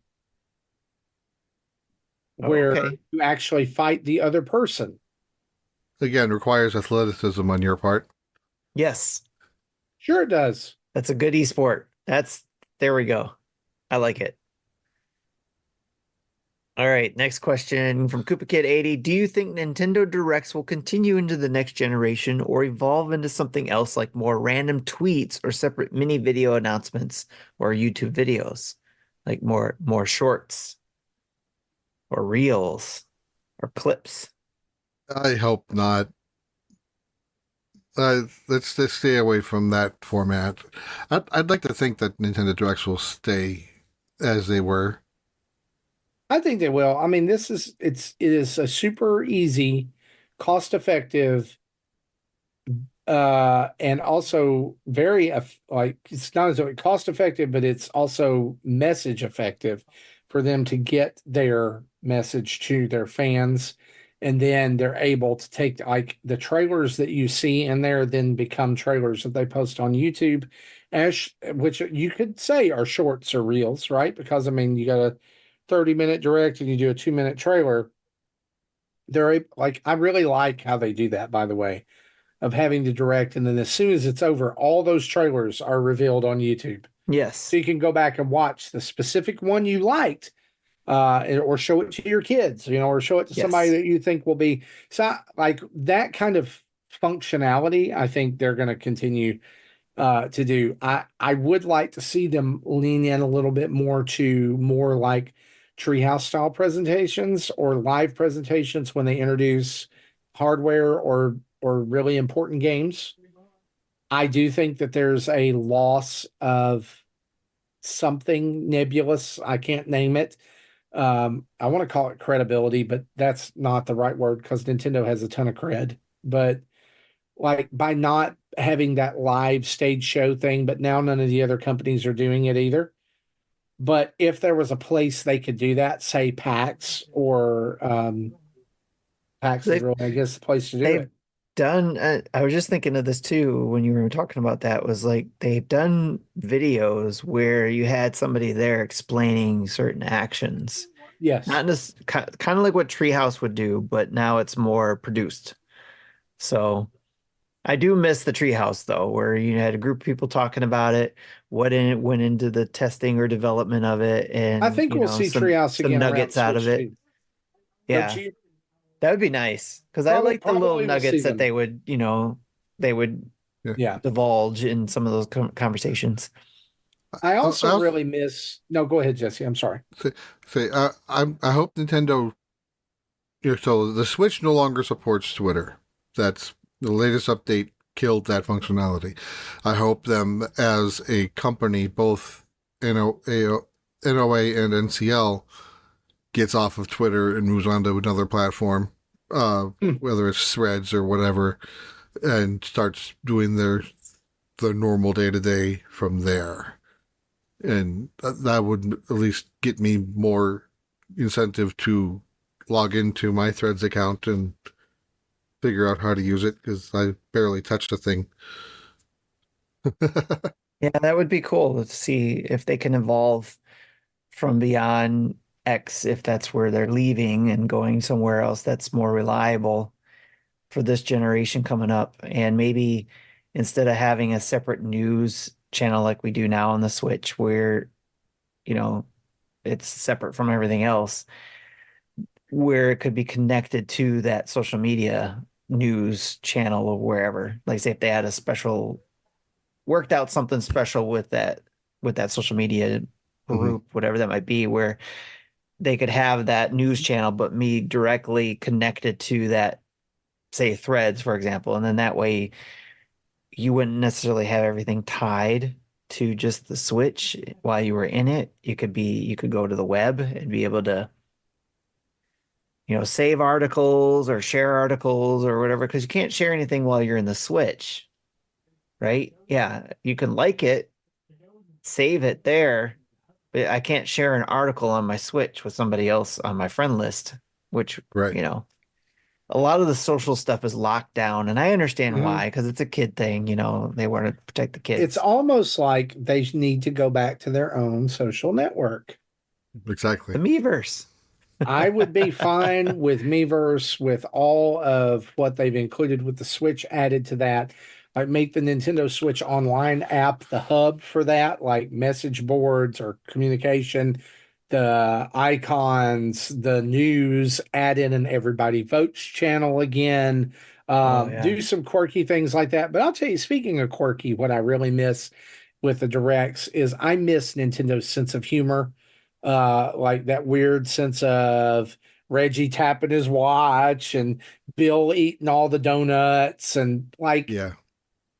I understand why they leaned into that when they did, because there wasn't a lot to show, but they can do that again. Like, I would much rather them do that kind of cheesy humor than some of the like really cringy, cheesy, overproduced lines that they deliver in some of their indie presentations and even directs. Like Little Kitty Big City paws its way on the Nintendo Switch. Ba da da da da da. And it's the same cadence every Get it, time. meow. Yeah, get it? Yeah. Yeah, like I would like there to be like maybe I don't know if it's transparency is the right word, but just be real about it. I mean, just announce the games. Doesn't have to be cutesy. If they look good, they'll sell. Right? If they play good, they'll sell. I don't know. That's just my thing. My one little critique. I think you're not alone in that. I've heard other people, not liking how Indie Showcase is presented in that fashion. I like the dorkiness of it. I'm fine with When it. when Damon was there and he was the head of it, like having him on screen talking about games, and like you could see that there was an excitement in him about Mhm. games, like I that communicated a lot. And I think that yeah, the directs are very slickly produced now. They're very effective, but the loss of on-screen personalities has really hurt them. It's made them feel a little sterile. Yeah, there's no connection. You kind of lost that connection with the Yeah, company, and I think we talked about that before, where they've gotten away from it, and there's yeah, no face of the company too much, which is I think they got away from that on purpose. They didn't want a face to that. It was just Nintendo is Nintendo. We don't need characters or anything like that, I yeah. guess. But I do understand too that maybe it is a regional thing. Maybe they're just trying to make it all cohesive across the world instead of just, you got NOA taking all of the Yeah. the I wouldn't mind attention. even Furukawa being on screen. I don't think he's Yeah. an on-screen guy. Yeah, I I think mean, that's the even main like reason. even Miyamoto has like stepped back from that, Yeah. And who is the guy? Oh my gosh, his name has just The guy who did the magician stuff and all that kind of stuff. yes. Yeah, I forget his name too. But He's yeah, so good. I thought he was gonna be the next, like Like I The don't new need it. figure from Iwata. the I the don't need Wada it to be figure. like the we would like to play guys, or whatever. I Yeah, mean, like no. the stereotype, but just like get up there and you know, have a face, have a like, and if it needs to be that guy and Bill Trennan together or Right. whoever, then I think I'm like, obviously I like Nintendo Direct. It works for me, but I Mhm. just wish there was a little more humanity to it. Yeah. It become a little disconnected. I, I thought of a probably a better solution than Threads for Nintendo to migrate to for their announcements. What if they set up their own Discord server Yes. that the Switch 2 could access natively, and Yes. then it could have announcement channels in their server just to do what they want, which would let us be able to yoink those announcements and put them into our own server. Yes. Get a feed. Yeah, that would be awesome. I would approve Yeah, of that. that's a great idea. Great idea. So Mm. hopefully Doug took notes from that one. That was a good one. Yep. Good stuff. All right. Jamie with the announcement of Ukulele remake, it seems like more and more modern games are getting remakes and enhancements. Pick a game that released in the Switch's lifetime that you would like to see a remake of and show your reason as to why, or tell your reason as to why. Is there a game that came out on the Switch early on that would be good for a remake? An update? Well, update to where? Because these games came out in 2017 on the Switch. They're still running the same hardware today. But it's not going to be graphical. It sounds like maybe it's your quality of life stuff. Maybe it needs to be added to the game or something like that, or some new, like there was a one game that we talked about earlier that was in one of their shows that was out before, and I can't, looking over it quickly, I can't remember. Echo? Everything's jumping out to me. Echo Generations, yeah. Like they added quality of life stuff to it, and that's why it's called Midnight Edition. Well, okay, I have the perfect answer, but the funny part is they're already doing it. At least that's the rumor. Okay. The Dragon Quest Loto trilogy. Okay. There you go. Because what they put out on the Switch earlier isn't great. The play is fine, but the graphics are weird.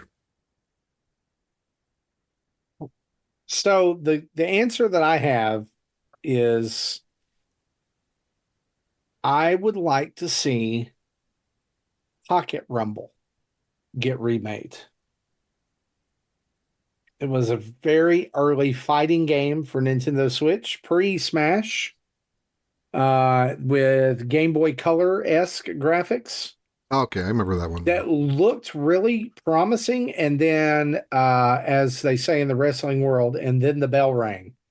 Then you played it, and it was frustratingly difficult AI that you fought against that made it just super not fun to play as a single player, and it just fell apart from there. I would like to see this get a second chance with maybe some difficulty adjustments, some couple new characters, new stages. I think it could have legs. Okay, fair enough. I can't think of anything, so we're just going to move on right now. Cool. Zablock asks, do the Nintendo dads have an existing drug policy? Drugs are bad, okay? All right. I don't know what you did to spur that question on, but we can talk about it in after party. Not after party, post show, sorry. All right, so let's move on to voicemails. all right, okay, I have the first one ready. All right, let's go. This is from Koopa Kid Jr. This is little Koopa Kid 80 here with a question for the Nintendo Dads. Did you ever play Star Wars Hunters, and what did you think? P.S. Oh yeah, Star Wars Hunters, fantastic game. We talked about that the last couple weeks, so hopefully that helps tell you what we think about it. Long story short, great game. Not a fan of the monetization aspects. Things a little messy, but I'm very impressed that it was respectful of the Star Wars franchise and it didn't play like junk. I liked when you said that last week too, by the way. I am It's a respectful yeah, game to like the series. it's not like slap a Star Wars coat of paint on another game. Right. It's actually feels like it was built for that universe. So Mhm. I think it's pretty competent. And I'm going to keep playing it for free. Let's put it that way. Yep. I have spent money in it to buy costume cosmetic stuff because Okay. I just wanted it. Um, and but I felt like it was because I was enjoying the game and I wanted to give some of my money towards the game. So that was my way of paying the developers, I guess, for a job well done. We'll see how long I stick with it. So because I don't usually play these type of games for long because I hyper focus on it and then I'll move on to the next thing. So, but yeah, let's I'll probably be playing it for the foreseeable future because I'm excited about the characters and looking forward to seeing what they add to it too, which might keep me playing. So right now we've got what 10 characters or something like that. And so what are they going to bring some more characters, more skins? Will any of those characters have the current characters? Will they grow to any other characters or will there be costumes that will play on characters we are familiar with? You know what I mean? Like obviously we have the stormtroopers, but will there be a costume where you can wear, say, a Death Trooper Mhm. costume or something like that? Or one of the Sith girl, I forget her name. Maybe she has Darth Maul colors or Darth Vader colors or suits or something that looks like those things, I think that might keep me into the game, and that's what I'm looking forward to see where it goes from here. All Cool. right, Christian, let's hear what his question is. Hey guys, it's me, Christian. I hope you're enjoying your summer vacation so far. I just wanted to let you guys know that I've been enjoying playing Zelda with my children this summer. We have been playing Skyward Sword, and this is the first time for my youngest, and we love that game so much. But then something happened. Marty had to go and suggest a random off-the-wall game called Vampire Survivor. And then he said so many good things about it, I decided to download it, play it, and now I love that game so much. It took me away from Zelda. I didn't think anything could do that. And I finally defeated the Red Reaper. Anyways, is there a game that's done that to you where you play the main game, a main title game, but then some indie title took you away from playing that main game? All right, guys, I hope you're having a great day. I'll talk to you later. See ya. All Yeah. the time. All the time. Yeah, it's called Tears of the Kingdom. And it happened to me with every game that's come out since Tears of the Kingdom. Because right now I'm supposed to be playing Tears of the Kingdom and finishing it up. But I'm playing Mega Man on NSO and Star Wars Hunters and Paper Mario and tons of other games as well. And if there's a good indie game that comes out, if we get a code for it and I like it after playing it, I'm going to be playing that and trying to finish it. Or if it's one that somebody else played that got a first look and I'm digging it, then I'm going to download it, and that's going to take me one away from, say, a main title. So yeah, like the Terror of Hemasaurus is probably going to get played at my house this weekend. Right. And I found that one because they had a sale on what's the K word for giant monsters again? Kaiju. Yeah, they had a kaiju sale on I saw various that kaiju kaiju games, sale. and this was on there, and I looked it up, and that's why I ended up getting it. Well, there you go. That was a good question. Absolutely. Well, guys, we're going to round out the show here. We want to thank you for hanging with us for episode 482. Recorded a little bit early this week, but we think it was a pretty good episode. I had a good time. Did you guys enjoy talking? Yeah. Woo! Yeah.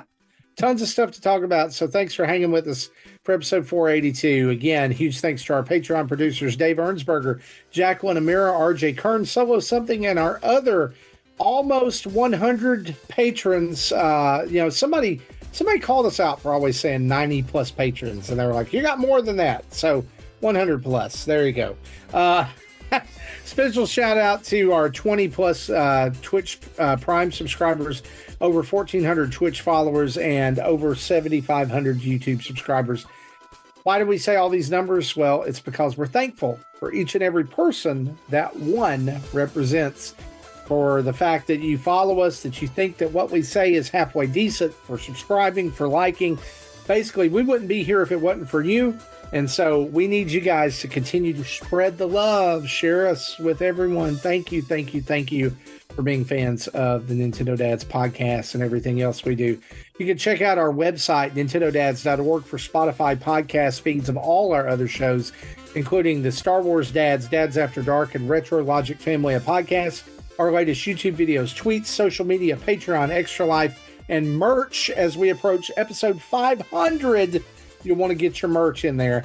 Don't forget to check out our sponsors, manscaped.com, where you can get 20% off your Manscaped order with free shipping by using the code NINDADS, NINDADS, and factormeals.com, where you can get 50% off your first box with the code NINDADS50.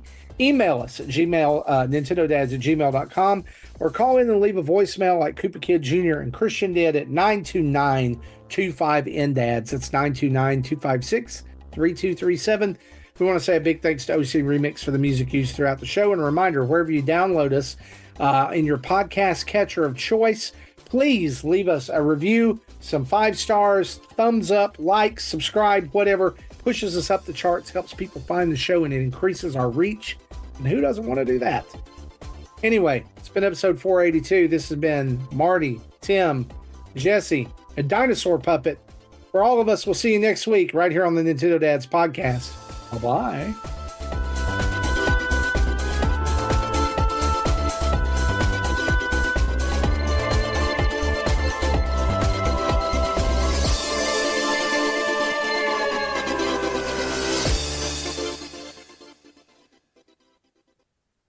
Thank you for listening to Nintendo Dads. But I need to protect the humans. Soundwave superior, Constructicons inferior.